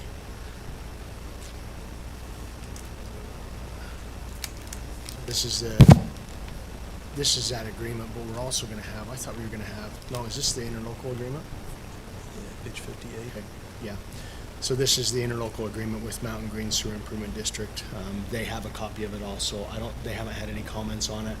They're supposed to take it to their board meeting. I thought it was tomorrow. It's actually on the 10th. So, but they're taking it to their board for approval. So really what it does is it covers the county to say, hey, we're not going to be responsible for the match. The district will be responsible for the match. Did I miss anything? No, did you? Or the reporting. Or the They have to do all the reporting, which is Both good reporting too. and match. Yeah. Correct. I have the agreement attached to the resolution, but I don't have the county minutes where we passed it pursuant to them signing this. Do we need to connect that? You mean the one back in 2022 or the one we did a couple weeks ago? The one we did last meeting. I can print it so we I- have it. I think this is sufficient in terms of, I mean, for our own records, we may want that together, but I don't know that it matters for purposes of approving this and getting it signed and getting it over to Mountain Green for their approval. Okay, any questions regarding CR 24-18? On the underlying agreement for the assistance contract grant, the contract period says September 8th, 2022 and terminating June 30th, 2024. You guys have expended the funds within that time frame? And Yeah. Okay. So that, because I checked on that too, because I thought that was odd, and I do have it in email. Can't trust attorneys, and so that's the period that they have to show the $1 million match, so they can go back to 2022 up to June 30th, 2024 to prove the $1 million match, which doesn't sound like that'll be an issue. They've spent $13 million to date. wow. So they got her done? Well, No, halfway, they're not done. They're halfway done. They got done spending the $1 million? Correct. Good question. It's easy to do these days with the projects. Okay, any other questions? If not, we'll look for a motion. I'll make a motion that we approve resolution CR 24-18, the interlocal cooperation agreement for the obligation of matching grant funds for the Mountain Green Sewer Improvement District. Second. We have a motion by Commissioner Wilson, second by Commissioner Anderson. All those in favor? Aye. Aye. Any opposed? Motion passes. Thank you. Okay, Commissioner Fackrell, item number 6. Interlocal agreement between WFRC, Wasatch Front Regional Council, and Morgan County Rural Planning Organization, RPO. Yes, a few years ago, when we decided to get her to have our own RPO with West, and that's a regional planning organization, and Wasatch Front Regional Council is the one that's helping us with that. The cost was $3,800 a year, and they raised it this year to $4,500 a year. And if we want to continue with that agreement, this agreement is the one that we have for it. That's basically all it is. So Commissioner Fackrell, this basically pays for all the work that Julie is doing for us, basically, Mhm. which is a lot. Yeah, which is a lot. The RPO plus the COG, it helps that. Helps the planning organization of all And projects. I'd even add CIB in that, or CFE, CID. CIB, yes. Yes. Commissioner, do we need a budget amendment for that? No, I think we already I think we have that in there. I thought you said it went up. That's true. It did go up, so we may have to do a budget amendment for that. It did, but I think this comes from services not otherwise classified. Doesn't it? It may be, And if so, there's sufficient there's funds in there. sufficient there. I'll check them. Check it out. So, Okay. Questions on the RPO agreement? My only question was, is somebody wanted somebody to tell me that it's worth it, so. There's quite a bit of work that goes it, in there. yeah, so. it's worth it right now. Okay. In a few years, maybe when we get everything done, maybe it won't be worth it. But at this point, it is Oh, worth that's it. good. So, Okay, we'll look for a motion then. Mr. Chair, I'll make a motion that we approve Morgan County Commission Resolution CR-24-19 to enter into an interlocal agreement between the Wasatch Front Regional Council and Morgan County's Rural Planning Organization. I'll second it. Motion to approve by Commissioner McConnell and a second by Commissioner Fackrell. All those in favor? Aye. Any opposed? Motion passes, thank you. Okay, Commissioner Fackrell, item number 7. Okay, number 7 is we actually had talked about this or had received this a few years ago when we first started the Geodome. But it came to Kate's, anyway, that we did not have anything signed yet. And so this is the cooperative agreement for the construction and management and operation of the Geodome Village at East Canyon State Park. Now, there was one change in it that you've already got it out, or? Okay, so basically what it is the utilities are going to be paid for by the state. We're not going to be paying for those. And so they are helping us with putting it all in and everything because it's attaching to theirs. And that's for their electrical, water, and sewer. How's that stated? Great. Meaning, I thought we just had a conversation that you mentioned that it was taken out, so I just, or put in, or what There was the was a adjustment? line in here, what did you say, B2B? B2B, Yeah. yes. That B2B. the original wording, which is probably in this digital version, because we just changed it, It's in my packet. The utilities is were- that were, we but- took out the language of the utilities. So the hard signature copy does not have language in there that commits us to the utility cost. But what about that, let's see, 6th whereas down? It says it's allowing Morgan to construct the project, assume management responsibilities for the project by undertaking capital, operational, land use, and programming responsibilities. Are we, We're not, actually, the state That- parks are. Yeah, there's another down in Morganville contradicts that. Where's that at? oh yeah, under section Page 2 of 6. 3B2. 3B2.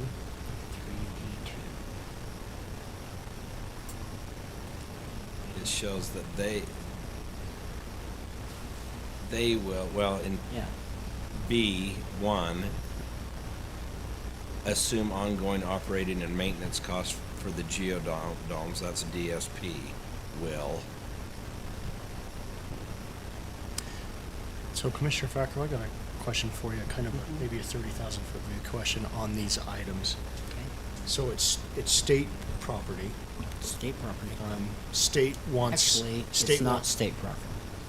It's Bureau of Reclamation property. Fine, which brings up another concern. It's Bureau of Reclamation property. The state is telling us, hey, you got to make sure and follow our standards and procedures. I'm not sure why when we initially wanted to do this, I was envisioning it more of a cooperative where it's kind of county and state where we do this together and we can get it done. But it sounds like now if we have to go through the state process, which it appears that we are, I guess my preference would be, you know what, state, here's our contribution, run with it. I'm really concerned that however we're managing this, I just got done managing a project at Weber State and it's not fun. There's a lot of procedures and I know red tape's a negative word, but there is a lot of red tape to make sure these projects are done correctly. When I saw this agreement, I'm concerned, I guess. Well, this is the one that they sent to us originally. this is their agreement. And so, everything that we're doing, other than the fact that Jeff Rasmussen is no longer the director, but, this is what we're following at this point. So I don't know, I'm just following along with what they have told us. And as far as us giving them the money and letting them do it, well, it's a cooperative agreement between the two parties. And I think the cooperation with our operating budget versus the percentage of money we're giving them versus their operating budget versus, I don't know if they're giving us any money, I think we're contributing immensely as a county. I think we're being amazing by contributing the amount of money we are. So one thing to note, we've done cooperative type projects like this with East Canyon in the past. So those Conestoga wagons that they have up there, the county bought a couple of those, and we gave them to East Canyon State Park, and they operate them, they assume everything for them. That makes sense. I like that model, That's what we're doing. but I feel like, well, to some degree, it sounds like we are, but I don't think this agreement totally says that, because this is also, the way I read it, it's committing Morgan to do more than just the one dome, to create a whole dome village We can't. and assume all of the construction costs for the project. Termination, so, I mean, I don't know if they can terminate for a whole year. And they say, well, we want 6 more built this year. Are we on the hook for that? No. We're not, but if we need to The change the contract agreement, says otherwise, so I just, well, why don't we sit down and have a discussion with Yeah, them? I agree. Yeah, I think we just and- need to adjust the contract Yeah. accordingly, because I like I don't know exactly what approach was used for those Conestoga wagon deals, because they were done before my time on the commission. Okay. But maybe we have them look back and say, what did you do here? Yeah. Let's follow a similar process. Right. Okay. I mean, I'm very supportive of what we're doing, I just don't want it to commit us to something that we We're may not. or may not be able to fund currently. And And so- I could set up a meeting with Scott and talk with him. Scott's the new, can't remember his last name, but The new director. new director. So I guess the question would be,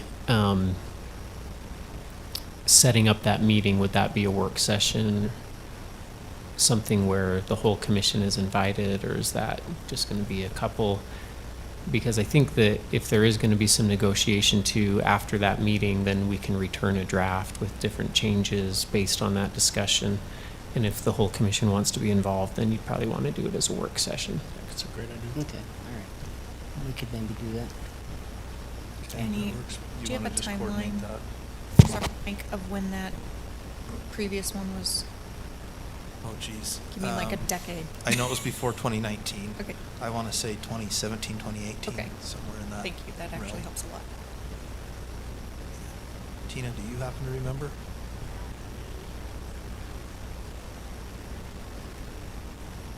Yeah, 2017, 2018 probably. Yeah, Okay. yeah.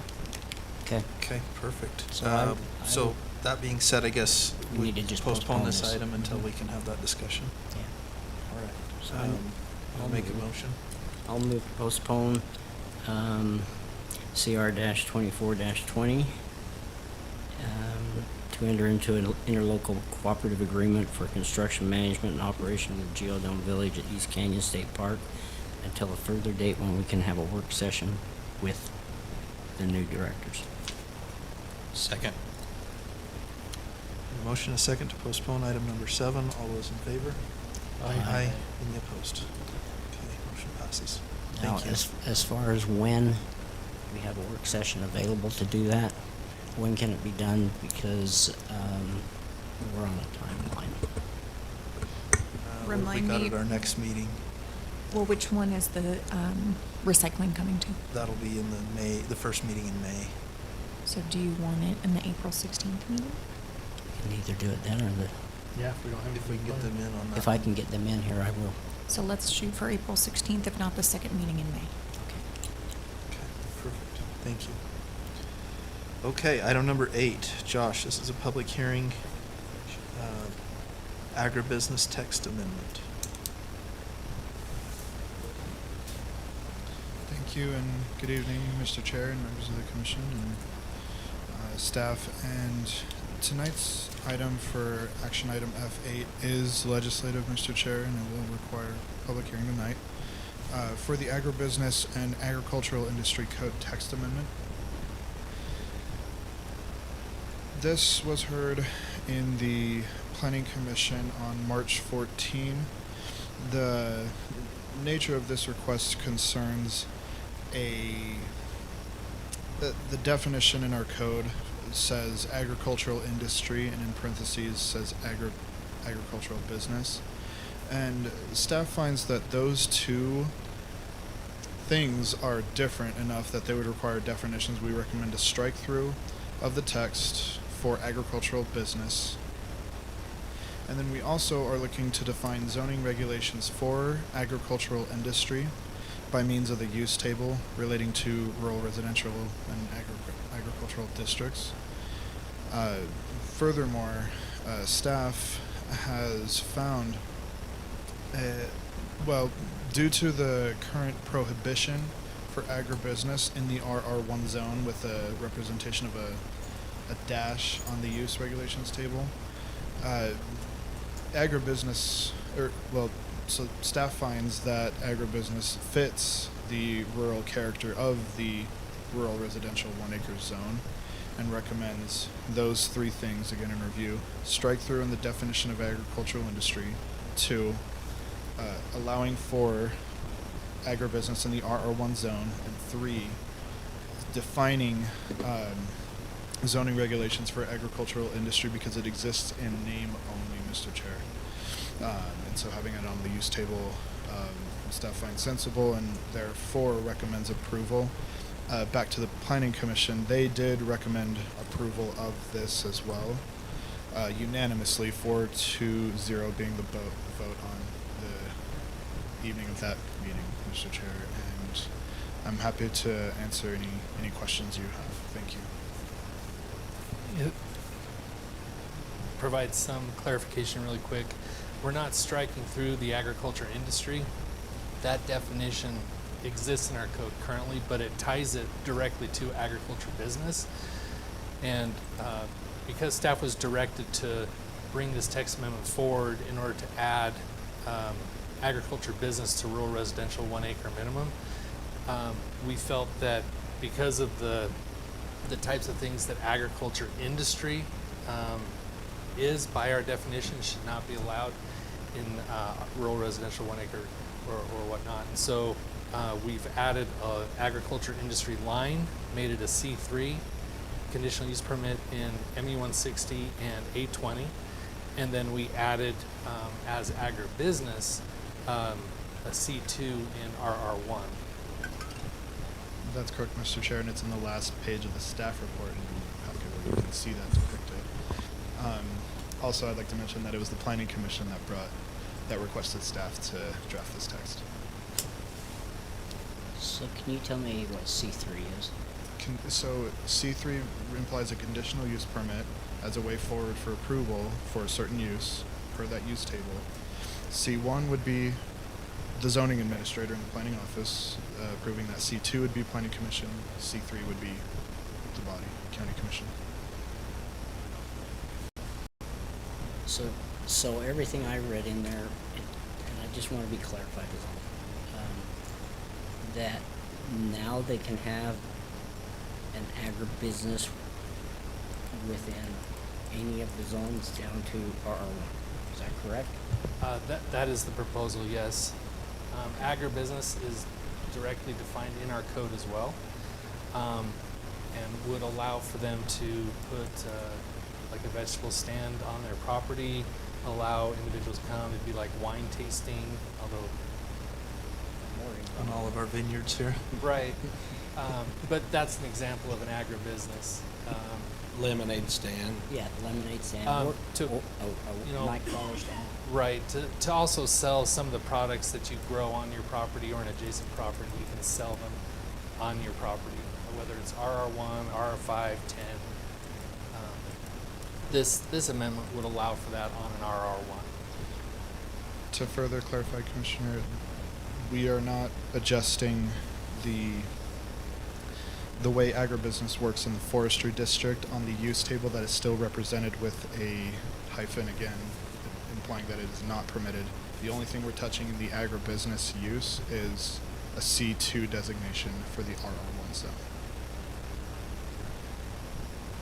Okay, which is a planning commission. Yes.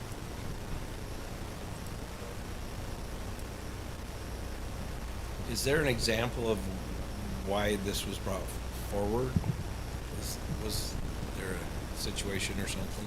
Yeah, there are a couple situations in the county where individuals have technically what's an agribusiness.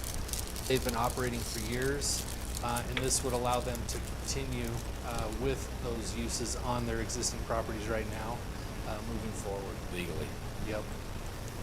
Yeah, you can think of a couple of farm stands on Old Highway and Morgan Valley Drive. Yeah, that's correct. The only thing I couldn't understand is where you've got that highlighted there. You've got, it's permitted, yet it's dashed out. No. Okay, so that's what I need a clarification. The highlighted yellow is everything that's being modified. So currently there is no agricultural industry land use line item. We're adding that in. We're saying that it should be added in because our code actually defines it already.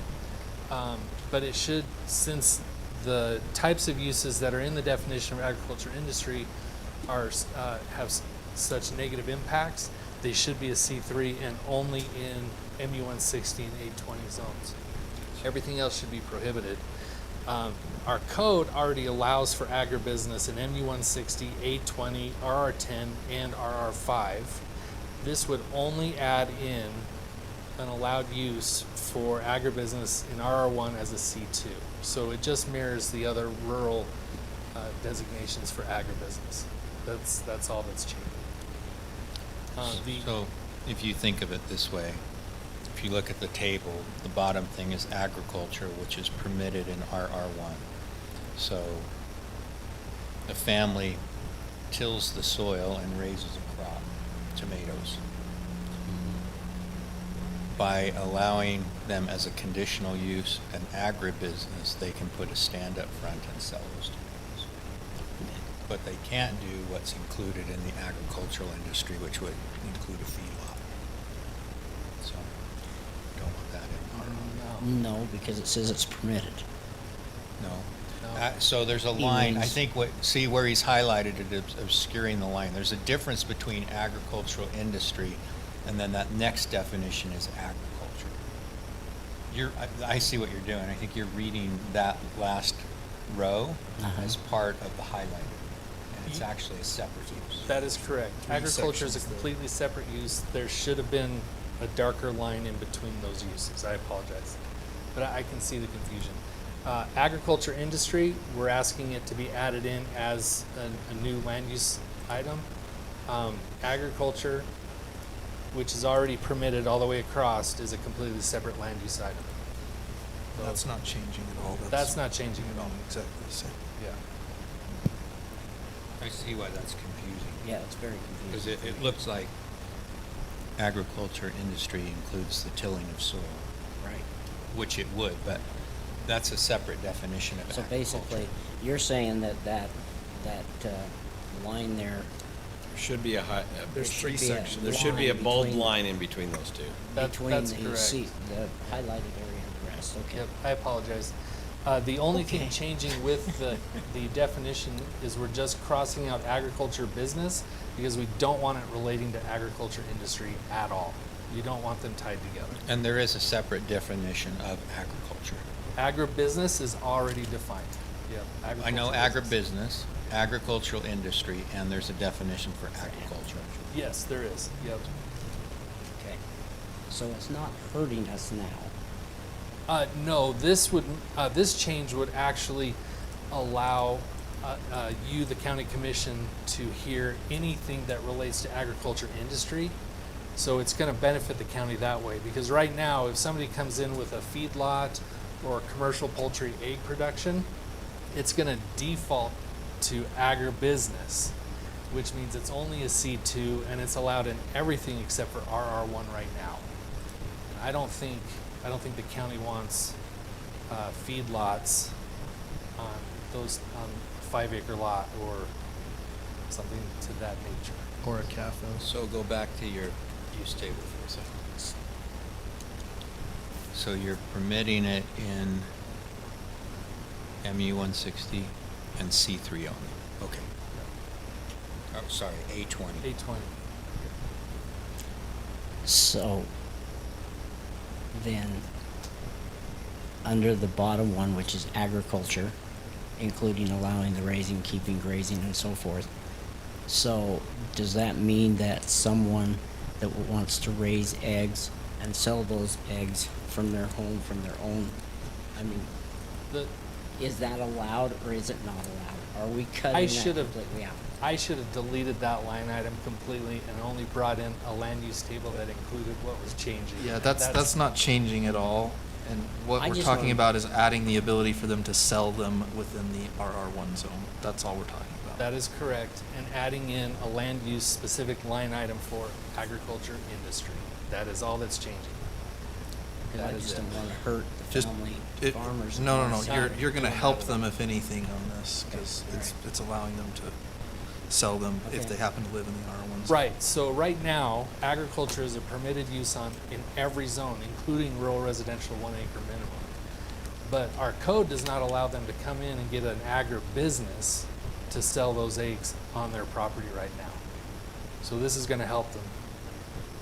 But it also separates out and differentiates agribusiness from agriculture industry.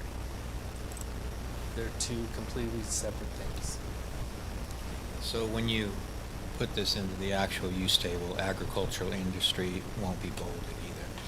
It'll just be, because everything else is, Right, I've bolded everything that's being added in. yep. There you go. Very good, Jeremy. I'm glad you know how to use that. Perfect. He'll have to come and instruct us. All right. Any other questions for staff before we open the public hearing? All right, if not, we'll look for a motion to convene a public hearing regarding item number 8. So moved. Second. We have a motion and a second. All those in favor? Aye. Aye. Any opposed? Okay, motion passes. We are now in public hearing regarding the agribusiness text amendment. I'll make a motion that we close the public hearing. Second. A motion and a second. All those in favor? Aye. Aye. Any opposed? Okay. We've closed the public hearing. We're now back in the public meeting regarding item number 8, the agribusiness text amendment.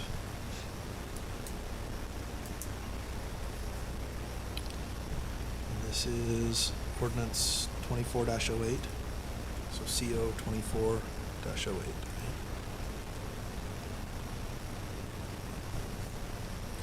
As long as it's not gonna hurt us.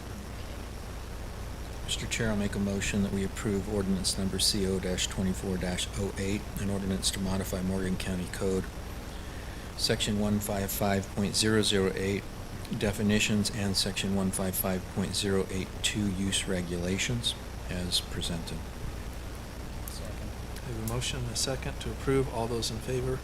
Aye. Aye. Any opposed? Okay, motion passes. Thank you. We will move to item number 9, the Paul Rock Plat Amendment in the Highlands West subdivision.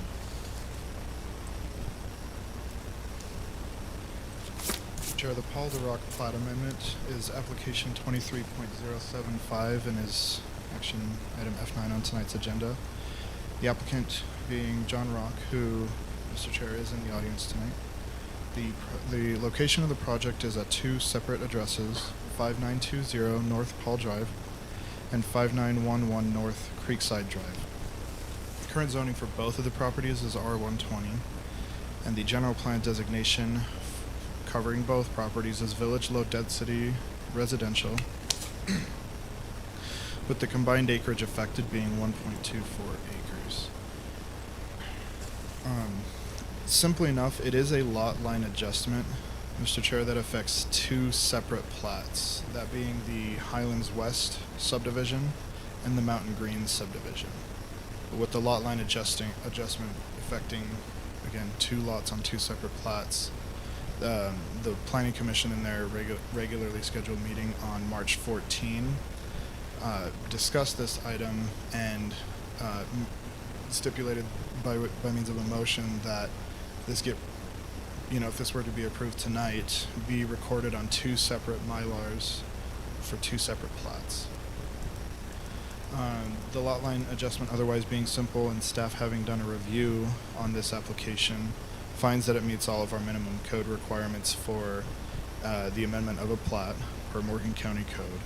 And again, the Planning Commission voted to recommend approval to this body with a unanimous vote of 4-0 on the night of that aforementioned meeting. But again, the applicants in the audience, if you have questions for him and staff, Josh and I can answer questions for you in the commission, Mr. Chair. Thank you. Just a question for you, Jeremy. So, lot 14A and lot 31A, they're owned by different individuals? That's what would be correct. 2 separate property owners, 2 separate addresses, 2 separate plats. And they, I guess they would both sign the plats individually if in accordance with. For their own whatever plat, laws. right? That corresponds to them. The A being the new designation after the recordation. And sizes of lots if we're within their current zoning.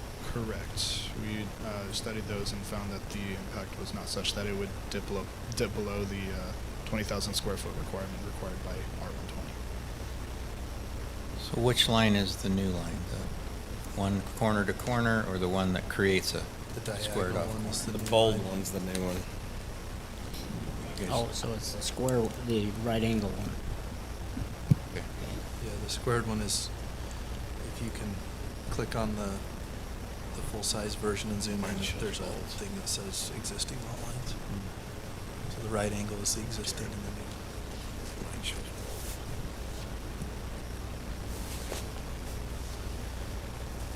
It's fine. I just want to, Yeah. I couldn't tell from, my That's vision reading this is one. not so good. Excellent.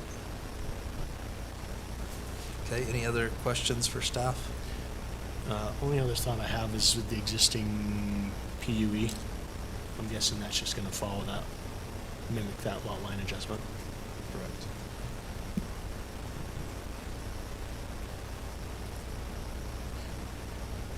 Okay. Any other questions? Okay. Any questions for the applicant? I'm just curious, why did it happen this way? One property owner decided that they wanted to buy a portion of another piece of property. I'm just curious. This might be a longer story than you want to hear, but Hey, Coach Rock used to teach us. He can teach us well.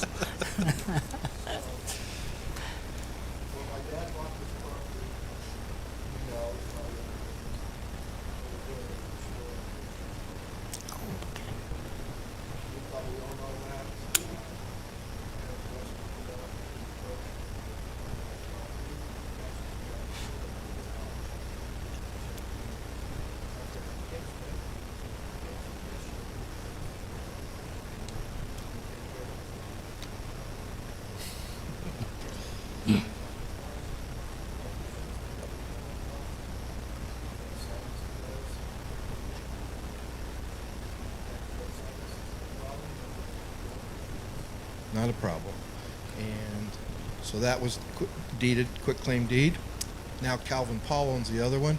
That actually cuts into our backyard where we have property that we're always used to taking care of. And Calvin says, yep, you own to the fence line. So what this does is restore the original fence line. Okay, Thank you. appreciate that. I like the way a Thanks teacher for does that. helping Curious George. You're right. Hey, he helped train me as a teacher. okay, with that, we'll look for a motion on item number 9, the Paul Rock plat amendment.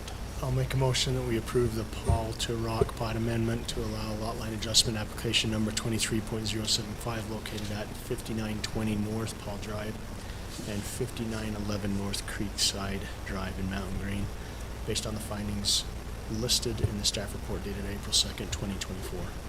Second. Motion and a second. All those in favor? Aye. Aye. Aye. Any opposed? Motion passes. Thank you. And I didn't repeat that, but did you get who got the motion in the second? Okay. Anderson made the motion, McConnell made the second. Okay, perfect. Item number 10, Spendlove Plumbing Commercial Flex Space Site Plan. Thank you, Mr. Chair. Action item F10 is the Spendlove Plumbing Commercial Flex Space Site Plan, application 23.092.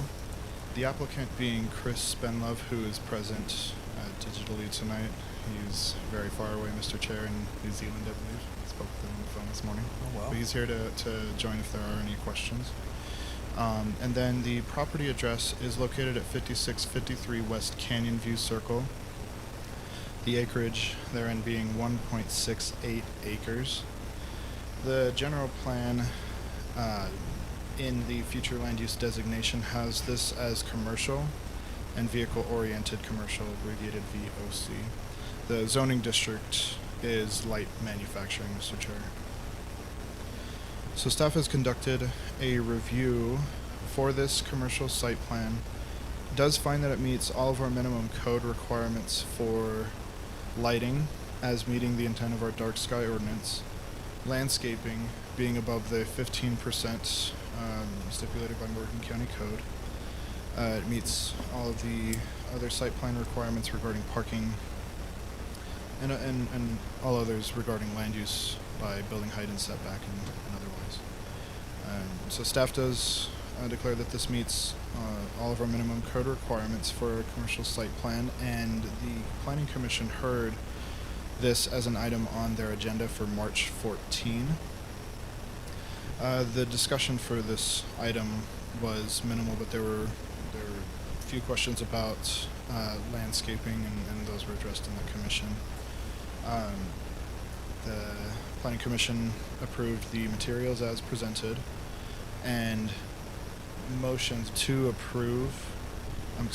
recommend approval to this body unanimously with a vote of 4-0 on the night of that meeting, Mr. Chair. And otherwise, staff can answer any questions you have, and again, the applicant is present tonight through Zoom or digitally. Thank you. Perfect. Any questions for staff? Can you show us the other elevations? I couldn't get into the link it. in our packet's not working.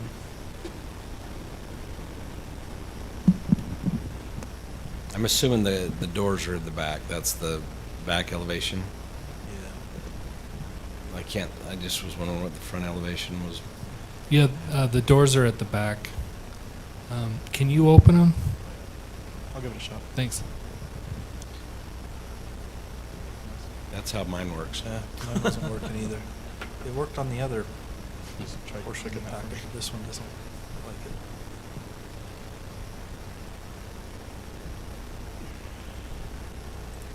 I've Do you got a wanna- heavy fingerprint. Do you on want to my come screen. see if you can get them on Civic Review? Yeah. So we can just bring that up. Sorry. I mean, I know it says it meets all the requirements, and I just. Is it block? Is it half block, half? I'll have Jeremy zoom in. And are we keeping everything consistent in there, like as we start approving stuff? Yeah, so When I drive through Morgan and I see metal building, block building, brick, rock. it's true. In 2019, I think it was 2019, the commercial design standards changed. So prior to that, metal, standing seam, anything kind of went. But in 2019, the commercial design standards changed. And in our code, there's specific materials that are outright permitted, and then there's some that require planning commission approval, and then there's a couple that are just outright prohibited. And so if they propose their material list, and their material list comes from what's required, or allowed and permitted outright, then the planning commission doesn't need to address that. And there's nothing I can do if, I don't like the design, because if it meets minimum requirements, then it passes. But I will say at the last planning commission meeting, staff was directed to kind of clean that up and remove some of the ambiguity. But that's the front elevation that faces away from I-84.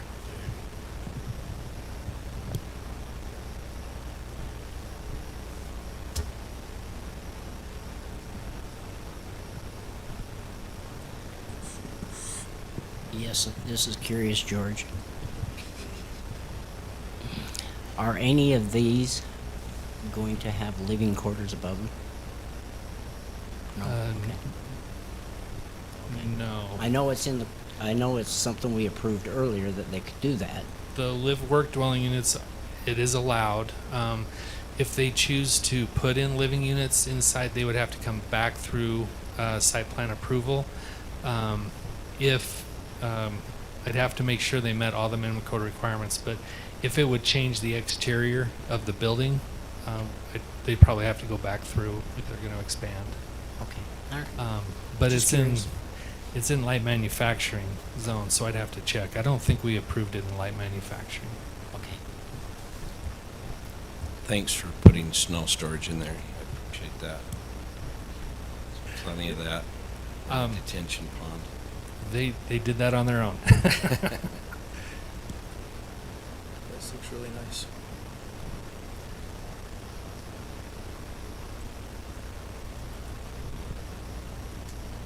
Out of curiosity, how many structures are we into this before the signal becomes a? That is a good question. On the table. This is probably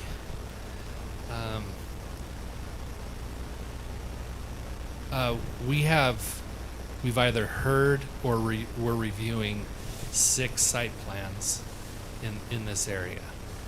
There's the Brown Car Wash. There's the the Wildcat Storage, which just came forward. There's the MTN4 site plan that came through, the Spend Love site plan, and then there's 2 additional ones that are still in review. And I think the agreement was once 3 uses are approved, or 3 building permits are issued, or something like that. My recollection, Josh, would be the amount of traffic that is created. Because I thought when we were talking about it, we said, well, if a recreation center, for example, were to come in. So I think it's all based on the amount of traffic that's going to be produced by these sites that'll then trigger for that light to come in. I can double check that. What I've been told is that it was tied to 3 separate site plan approvals or 3 building permits, but I can double check. Any additional questions for staff? It would be a shame that the first stoplight in Morgan County would be in this location. I have That's no my argument. only comment, and I want it to be on record. Well, the first modern one. Did it? Not the dangler. With I the- remember with the- with the squirrels the one-eyed inside of it. dangler. Is that what you're talking about?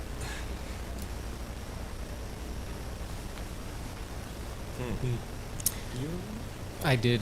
So the agreement that I was able to pull up, I believe is the one that was signed. Let me check.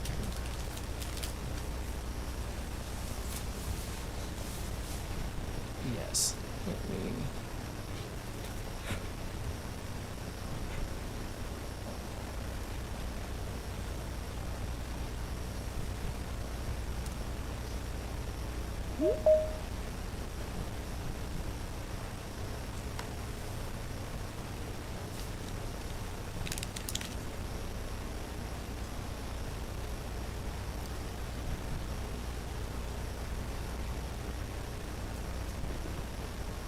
Here under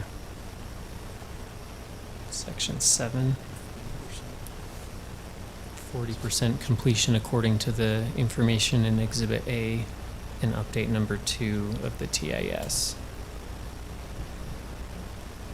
The local government will not issue any building permits for vertical construction to the developer if the building permits would exceed the above referenced 40% threshold until the design and subsequent construction of the traffic mitigation improvements are completed. And here's exhibit. Well, let's see. Oh, it's in the calendar.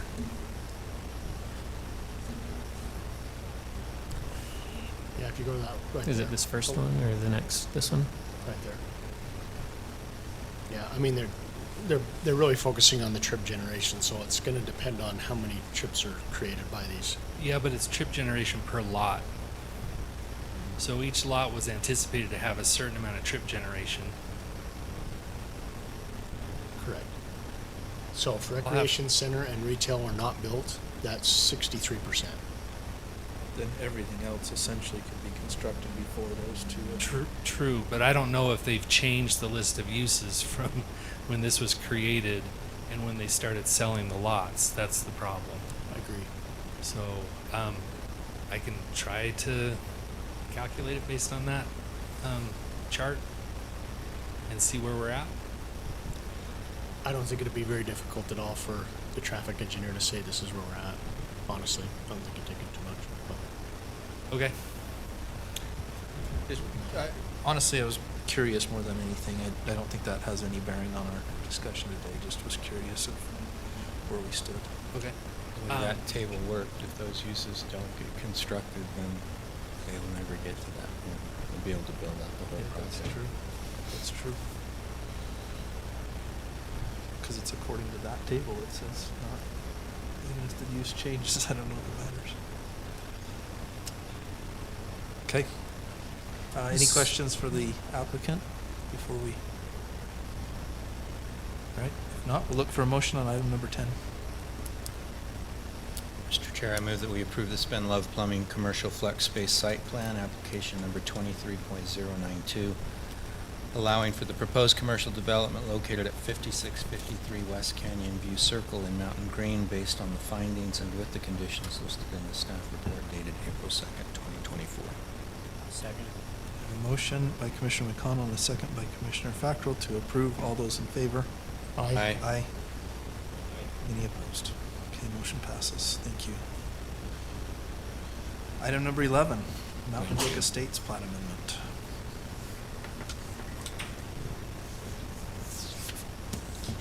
Thank you, Mr. Chair. Action item F11 is the Mountain Brook Estates Number 1 Plat Amendment, application 24.007. The applicant is Nathan Breinholt, who is in the audience tonight, Mr. Chair. The project location is 4033 West Mountain Brook Way.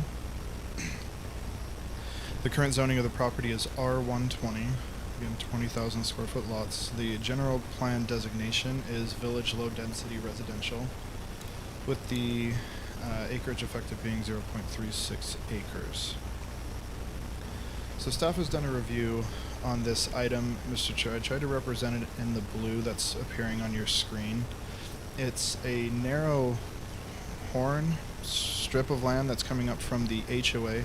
You notice there's another kind of section on the other side of the HOA property, so for access or otherwise. But what this does for the subject property located, I suppose, north and west of that highlighted blue area, is it puts property in between them and the right-of-way, and so the applicant will be able to share kind of the context of maybe why that is and how they've maintained it for years. And there's been some confusion there. The HOA met with staff around this time last year and would have mentioned that they were willing to sell that property to the applicant to have that be, well, the plat amendment being that blue section going to lot, I can pull up that number, but that lot to the west of the HOA property. I think that's lot 9, if I'm not mistaken.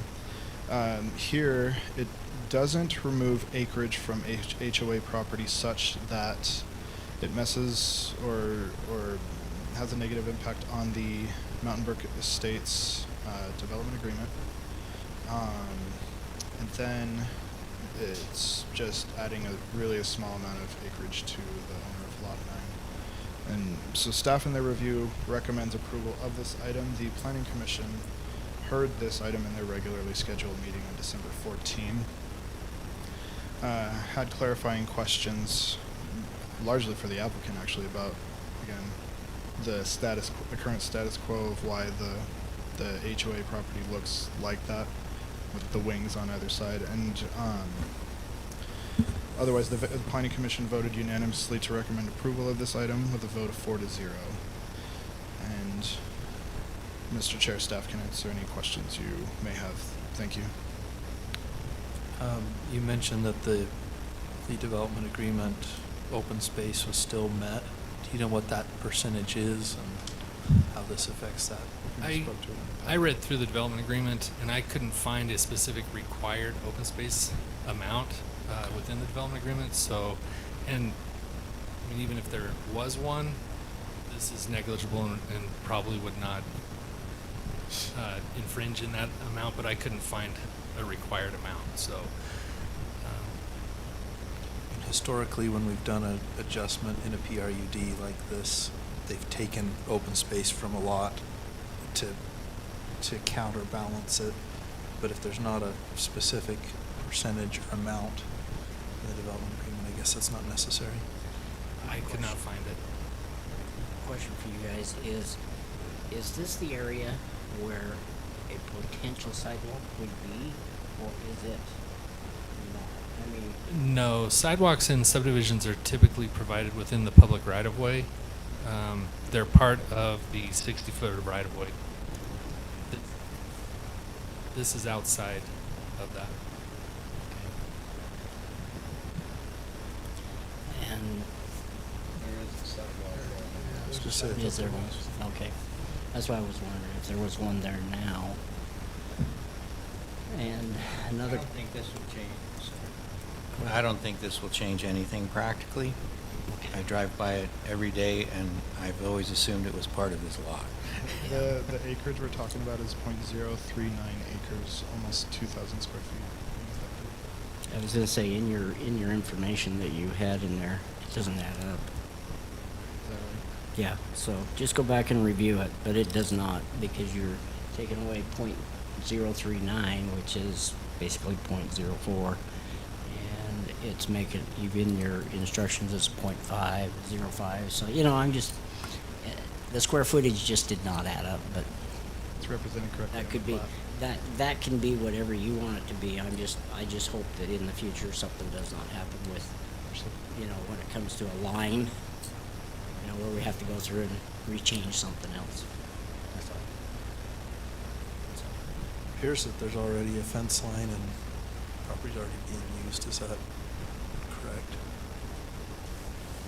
Yes, last year, about this time, I was contacted by the HOA president, or a little bit earlier, before I think your wife became the HOA president, and they were asking if the county could do something because there was a concrete pad that was put in, and I said this is a private issue between property owners. And so a year later, we have the plat amendment with the HOA selling it to the property owner. So this is correcting that, taking care of that. Yeah. Yeah, Go come on ahead. up. Nathan Breinholt, the owner of the property. So yeah, I actually found out that somebody complained, but even with my concrete pad, it was actually, I must have had an intuition that it wasn't my property because I was going to go all the way to the sidewalk with my concrete, and I actually stopped at 10 feet short, which is the piece that actually the HOA owns. So I actually was not in the HOA property. But yeah, when we moved in, per the agreement that the developer had, that should have been finished when they finished the park. So when we moved in, the park was finished, the open space was finished, so we just assumed that it was our property. I looked at it multiple times, but it because it's that 10 feet, it almost looks like an easement and not a piece of property until I came to speak to him about something. I put a fence up, everything, so. The HOA's definitely fine with it. They would actually love to get rid of the park altogether. They hate paying for something that doesn't get used a ton. So for them, most of them, we did offer money, which we are paying for. Most of them just says you can have it because, again, we've been taking care of it for 10 years, and they would have to, if I moved my fence, they would have to grass it, take care of it, and it's just more expenditure than they would want to pay, so there was no issue. My wife went around and got all the signatures and that from everybody, so just like Robert said, you can see my fence. It's something that looks like everybody that we talk to thinks it's our property, and we maintain it for 10 years. Okay, any questions for the applicant? Appreciate it. All right, with that, we'll look for a motion on item number 11.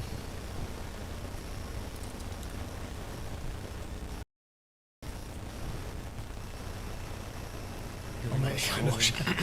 I'm cruising. I move we approve the Mountain Brook Estates Number 1 plat amendment to allow the transfer of acreage from the HOA of the Mountain Brook Estates, PRUD, to the owner of Lot 9, application number 24.007, located at 4033 West, Mountain Brook Way in Mountain Green, based on the findings listed in the staff report, dated April 2nd, 2024.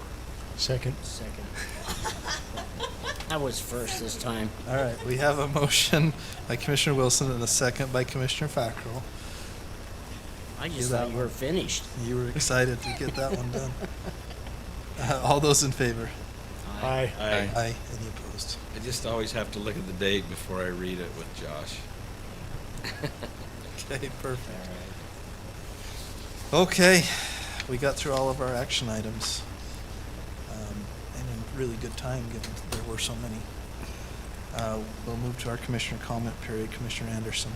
Well, I didn't realize I was first. So let me look in my emails real quick. But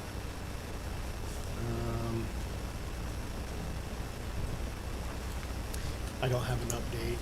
I just went to water users 2 weeks ago for Weber Basin, and then the outlook in general for water is that it's a very good year. I don't know if you guys have been following that or not, but I think we passed on this last storm 130% the nearby watersheds, so 130% of normal at this time of year.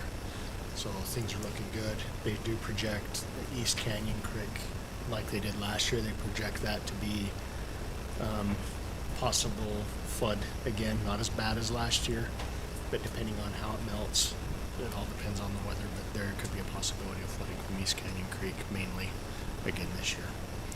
I think that's Hey, I'll have one item for you guys before you leave, so. all I thought. Okay, thank you.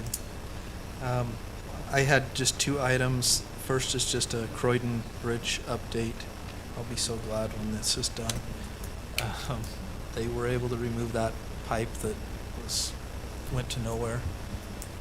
And they've poured the wall, and they were backfilling that wall today, actually. So we are moving forward. They should be able to finish backfilling and pour the rest of the concrete and button up that project. So, and none too soon, as we're going to have some water here coming pretty quick with all these warm days.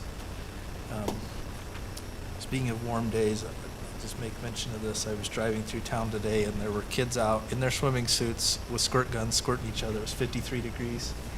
So temperature is relative, I guess, to some people. That happens in the spring, not so much in the fall. Not so much in the We're fall, not that's at- right. when they're adjusted. I go to Florida and people are putting their coats on when it's 70 degrees. So, all right. And then the other item that I wanted to bring up is that we are in need of volunteers for the county fair board. We're in particular need of a county fair board chair. So, if any of you know of someone that would be interested or good at that, please let us know. Commissioner Wilson and I are working on that. Do you think we can, like, advertise that in I think the we're paper? gonna. I think we or- need to advertise that. We do have funding available to pay a stipend, so it will not be a full volunteer position. Actually, it'll be a paid position, at least for a time period. So, if there's someone that would like to make a little money this summer, it's well organized and can deal with lots of things happening at once, send them our way. And yes, Matt, I think we need to advertise that. So maybe we can get together and write a description. That is all I had, Commissioner Fackrell. Yes, just for your information, the chamber is having a lunch and learn next week on Wednesday. And if you're interested in attending that, it's at 11:30 until about 1. And the person there will be our contractor with VistaWorks. He will be the one that will be presenting about tourism. So anyway, that's going on. Also, we're into the hopefully in the next week, we will be entering a challenge phase for the internet connections throughout the county. And so at that point, I would hope anybody that does not have internet or does not get adequate internet will please go to the website and go to the internet challenge that is on there. It's a button right now you could do. Once we enter that phase, and it will tell us in that button once you get there, this is for all public, that you're going to need to go and click on it at 3 different times on 3 different days to do a speed test to prove that you are not getting it. And if you're not getting help and can't get internet, please call me and I will take care of it and figure it out for you. At least I can put it on the map saying you cannot get it. So even though we did it last year at this time, we need additional help so that way we can get some funding to put good internet throughout the whole county. I mean, we've got pretty good internet in general, but some people don't have it still. And then I would like to go into closed session. Okay. Commissioner McConnell. So I got a call from Mark Carter. I don't know if you remember, he bought some property in Stoddard, and he's looking to get a subdivision plat approval, or at least talking about it conceptually and designing the roads. And we presently have, let's see, a 36-foot cross-section that requires curb, gutter, and sidewalk, and which I think is, do we call that a private road?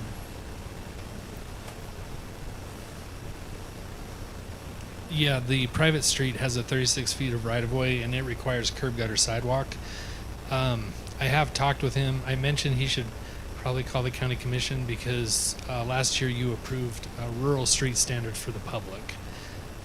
So I think that's what you're referring to. Right, and so the question is, do we want to ask staff to allow that rural street standard for subdivisions, and if we do, what minimum lot size do we want for that to be applicable to? So if you're a rural, if it's our R1, are you going to permit that rural street standard, which doesn't include curb, gutter, and sidewalk?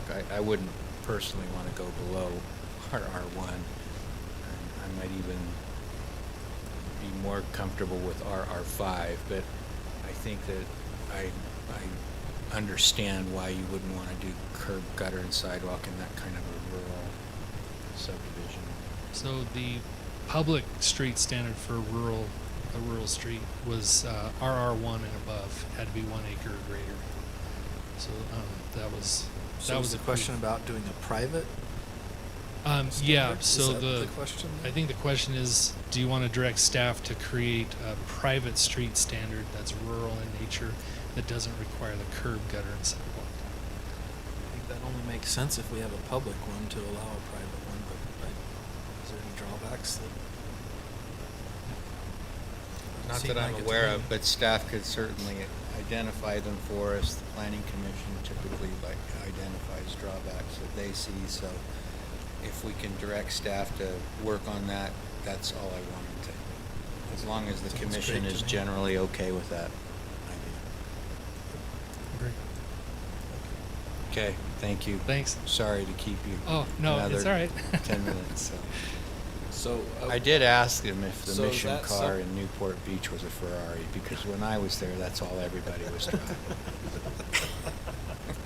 Is that something that they arbitrarily can choose which type of? If we have a street standard that's identified and defined in our code, then the developer can choose whichever street standard they want to go with, as long as it meets minimum requirements. They can't choose the private lane if they're serving more than 4 lots. But they can choose private street versus public street. And he's Yeah. trying to do 5.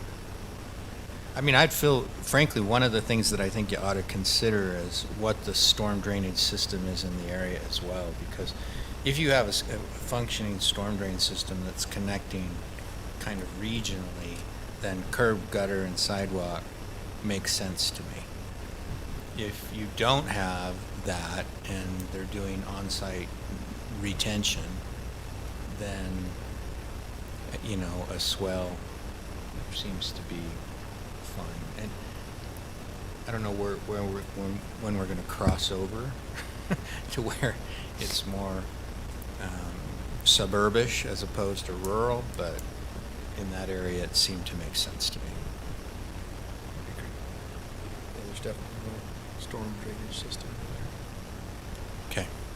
I would also say that if lots are greater than 1 acre in size, most of that stormwater it's not going to affect. Really, it'll stay on. There's not enough hard surface. Yeah. You're going to have a lot of natural percolation. Right. Okay. My other item relates to the trail in the Cottonwoods. I know the HOA met and they were amenable to the proposal that I discussed briefly, which is to give the trail to them and pay them the amount that Brett estimated to fix it. The way I sent over the agreement, it allowed us to do it in 4 installments over 4 years. And I can get that on an agenda for our next one. I just wanted to ask if 4 installments, do you want to reduce that number of installments? It's $110,000 total. I think I'd like to get it done sooner than later, but I guess one thought is if we're not paying interest on it. There is no having it over interest time component. is maybe beneficial right now where interest rates are. You can always accelerate it if you wanted to. Okay, so I'll bring it forward in that stated that way, and we can discuss it formally and vote on it. Commissioner Fackrell, did you have a comment on that? No, you guys have answered it, so I'm fine. Commissioner Wilson? So I need to do one clarification during this meeting because Jeff Lowe's listening on this for you. So what went before planning and zoning on their subdivision was 10 lots plus the 30%, correct? The text amendment. The only thing that I presented to the Planning Commission at our meeting last Thursday was what the County Commission directed me to do, which was 10 lots in RR1, 30% increase for RR5, 30% increase for RR10, and 30% increase for A20. I provided my recommendation to that, which was aside from what I presented. But the only thing I presented was what the County Commission directed me to draft. All right, I just wanted to clarify that while he's listening. So. Yep. And when does that come back? Does that come to us on the 16th? It will be scheduled on the 16th of this month. We will present it to you. And I will provide you both my recommendation and the Planning Commission. Okay. The One only other thing, oh, sorry, can I? Yeah, go ahead. I'll just interrupt you. No, go interrupt. My prerogative, right? Obnoxious person. You're the senior. So, just with respect to the Rollins Ranch issue, I did get that letter and forwarded it to Josh and Garrett this morning, and they can analyze that. We've already got comments from Josh, so. Yeah, I've been exchanging emails with, was it David Sawyer? I've exchanged 2 or 3 emails with him already. And I've had conversations about this Rollins Ranch open space for over a year. I've talked to the HOA president, I've talked to the attorneys, down in Urbano most recently. The last time I spoke to him was probably last June when he was going to come in and amend the development agreement. But that, Does he represent the HOA? I don't know if he does or not, but he's the attorney that said he was going to draft the DA amendment, but I haven't seen that. I think he represents the potential purchaser from my recollection, because I've been involved in some of those meetings as well over the Sounds like it past may have couple gone years. Past potential purchaser. Okay. Oh. They, according to the letter, they recorded the deed in March, so. I received an email about a week ago with another email attached about a plat amendment, but I don't know how you just amend a plat to turn a tract into a sellable lot without going through the process of creating a sellable lot. And that wasn't done during the subdivision process, so. So if anything has been recorded, it's probably not a legal regulation. If the deed of sale is recorded, that doesn't change the plat. Plat still calls it out as a tract. Open space is supposed to be owned by the HOA. The development agreement has, in this development agreement, there is a specific amount of open space they are required to maintain. And I don't know for sure. One of the things I told them that they had to do is they had to prove to the county that they were still maintaining that level of open space. Otherwise, why did the county give you additional entitlements? Thanks. Commissioner Wilson, would you like to reclaim your time?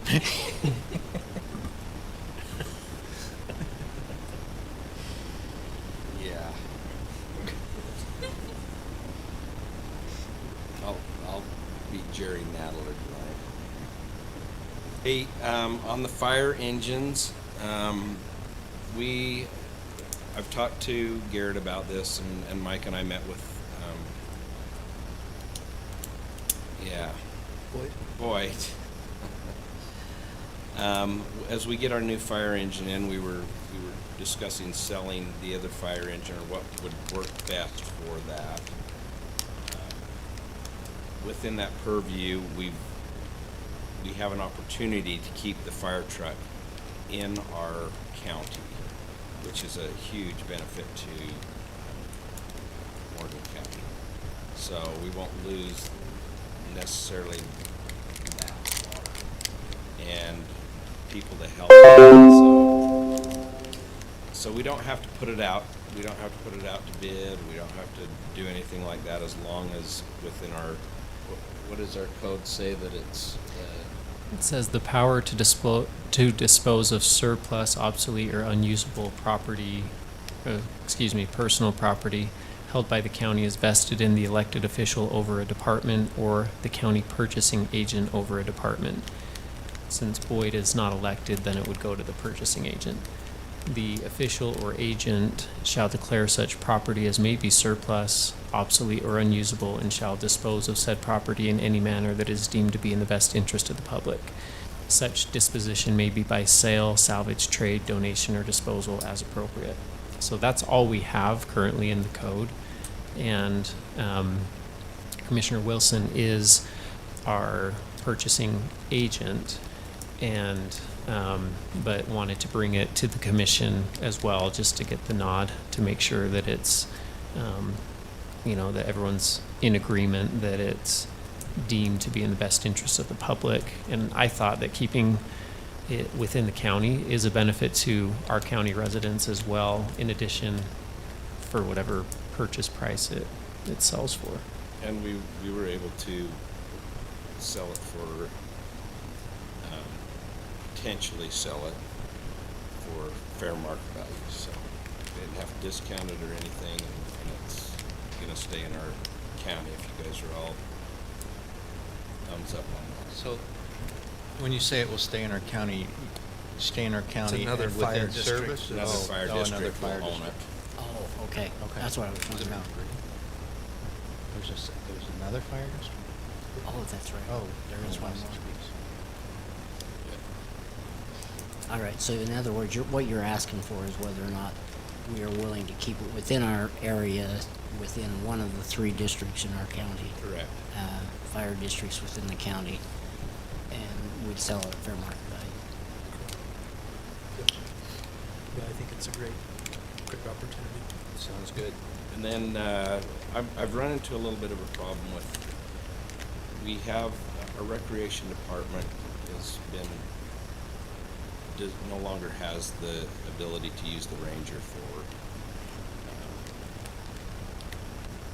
they're dragging the fields and stuff like that. The school won't allow it. So I've been trying to find a Ranger 5,000 or under. It's almost impossible to do. I've come close, but to finding some. So how would you like me to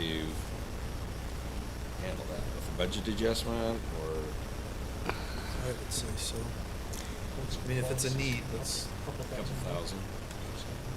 So tell me, are we trying to buy a used one? We trying to lease Yeah. one? We trying to? I can't get a, yeah, oh, you, no, yeah, they're 20 grand. Yeah. And so what size is this? It's an 800. Is that necessary for what we've got going on in the county? I mean, I got a 500. Even from 500s to 800s, I'm looking in the $5,000 range. There's not. Because I personally have Yeah. a 500, and I do most of my small farm work with that. I'm just wondering, do we need an 800, or can we go with a lesser amount? We can go with a lesser amount. I'm not looking by the size of the motor. I'm looking by the price. The Ranger. So have we gone to other kinds side than by side. Polaris? I don't think so. We've got some four-wheelers up there, but we don't have any Rangers. Yeah. But so And they're old and obsolete. So my question is we want to go and buy one. I mean, they're talking about they want a Ranger so that way they do not have, don't get wet during the summer or winter or whenever it is, Well- summer, spring. Has nothing to do with getting wetter. So then what I'm asking is why do we need a Polaris? We don't need a Polaris. Okay, all right. I'm using that as an example. Okay, I'm just asking. Just a side-by-side ATV. utility vehicle. Okay, A UTV. UTV. okay. I think it's totally appropriate for us to, if we need to expand it by a few $1,000s to find something that'll work. Because the other thing I think we ought to be thinking about is we don't want to buy a 15-year-old or 10-year-old machine that's going to break on us. We're better off buying something a little better shape. Fixing it up all the time. So what about, Okay, and then I guess the other question I had was, do you want me to just, because it's kind of hard on a used thing, like, okay, well, I mean, I was able to do it on a trailer, but they're not as high a demand, but to go to them and say, well, can you hold on this for me for 2 weeks while I get check? You want me to buy it and be reimbursed? Is that? I hate for you to have to do that. I thought we had a card that somebody had a card that was I know, but most personal people won't take a card. I'll just take care of that. I'll figure that out. It's not, as long as they reimburse me, you know, they've been good about doing We that. have the ability to write out a check. Not a blank one. We I- cut checks. If you have the purchase amount, you can request that, Get the The- title, picture of the title. right, and you can request the clerk's office issue it, or wait a sec, the treasurer's office. Anyway, through the auditor, I think you have to go through both offices to issue a check, and then you can just exchange it upon the transaction, yeah. Right. Okay. Are we going into closed session? yes. Yes, there's a request for that. Anything else? May I ask you a question on it? Where are we gonna store this UTV? It's gonna have to be just parked in the parking lot. Okay, I thought they said they put it Storage unit, there's storage, the container. the containers? That's what I was wondering. We have not looked at even purchasing that yet, but we need to, because if we're getting to where we need to move and use our own stuff, we might wanna get us a, we a own tr- that, we own that letter in measure. the red one, where, oh, okay, but do we need to move that yet, or? I just know when it came to how we were gonna store it, and that's where that was where Oh, because I didn't think we had owned that one. I thought it was all school.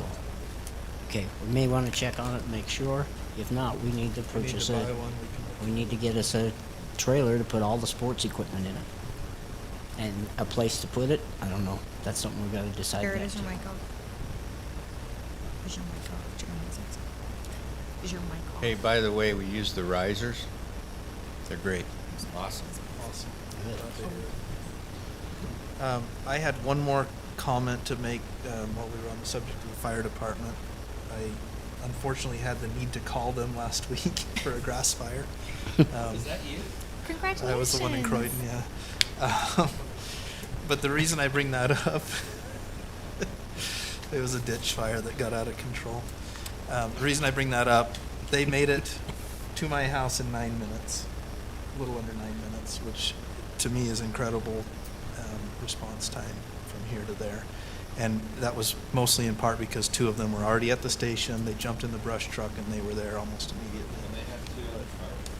Yes, and they left from there, not only for another fire, but a head-on collision as well. So it was a crazy day for them, but just wanted to compliment our fire department on their response time, and I also wanted to just make known that paying for those folks to be in the station on daytime shift pays off. I mean, the response time is considerably faster. Can I say one more thing? It's totally worth, liability-wise, to get a burn permit. Yes. I had a burn A burn by the way. permit.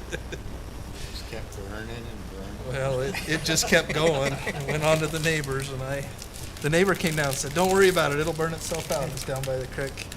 And I said, "I am worried about it, and I've already called dispatch, and they're on their way." Do you want me to address So, anyway. the assessor?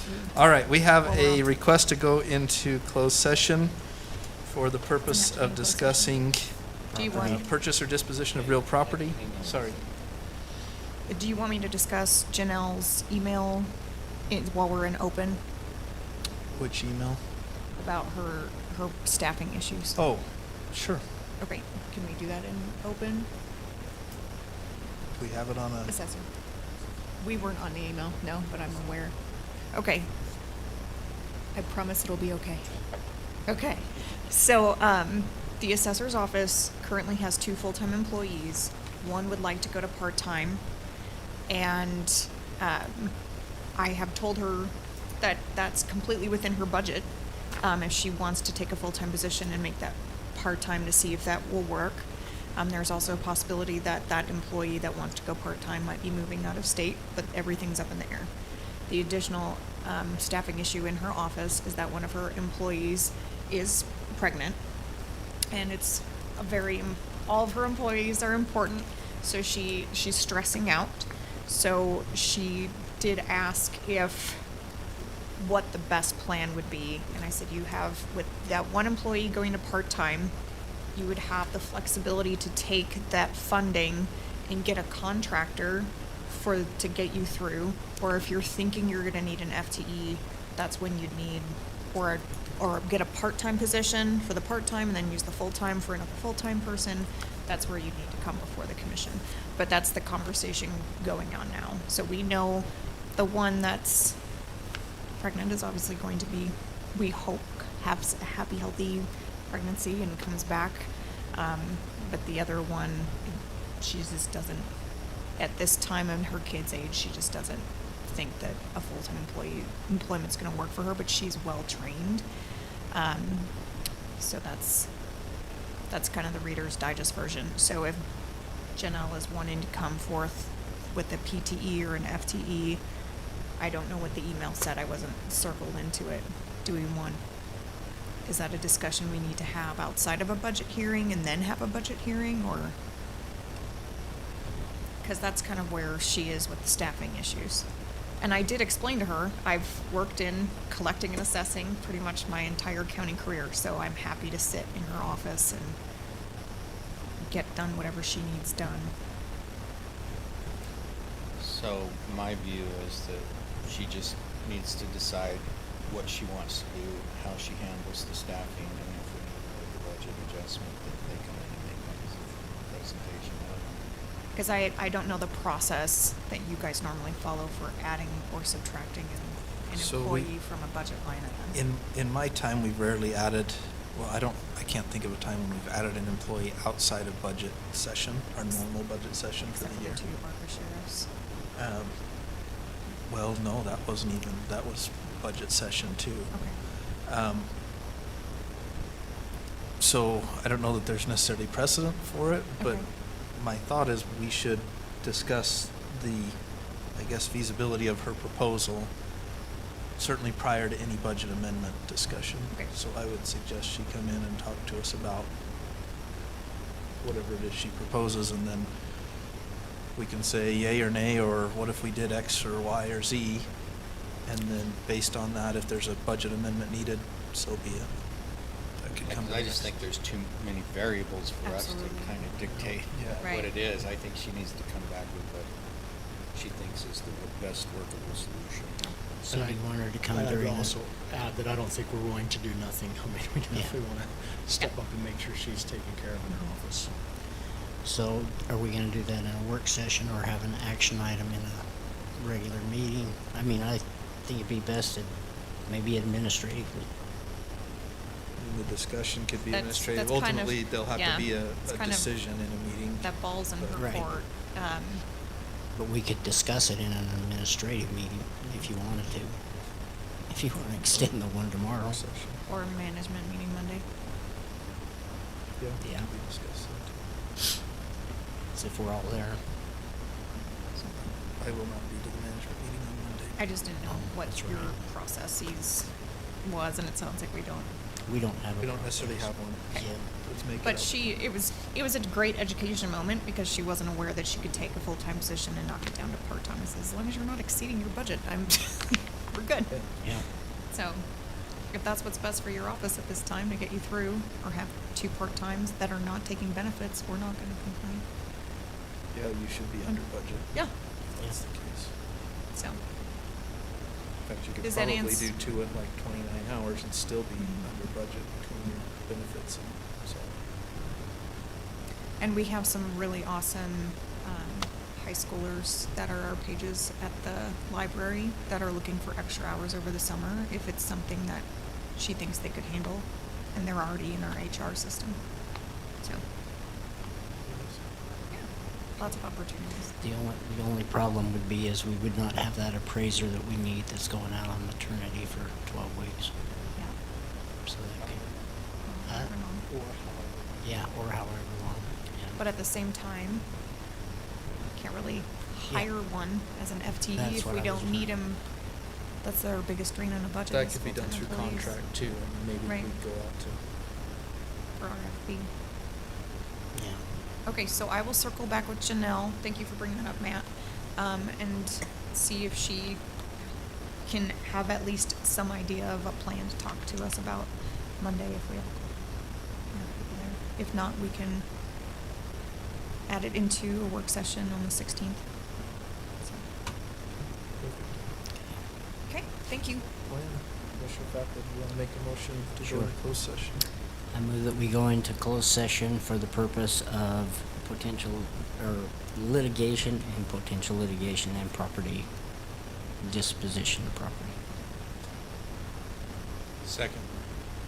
Motion and a second. All those in favor? Aye. Aye. Aye. Any opposed?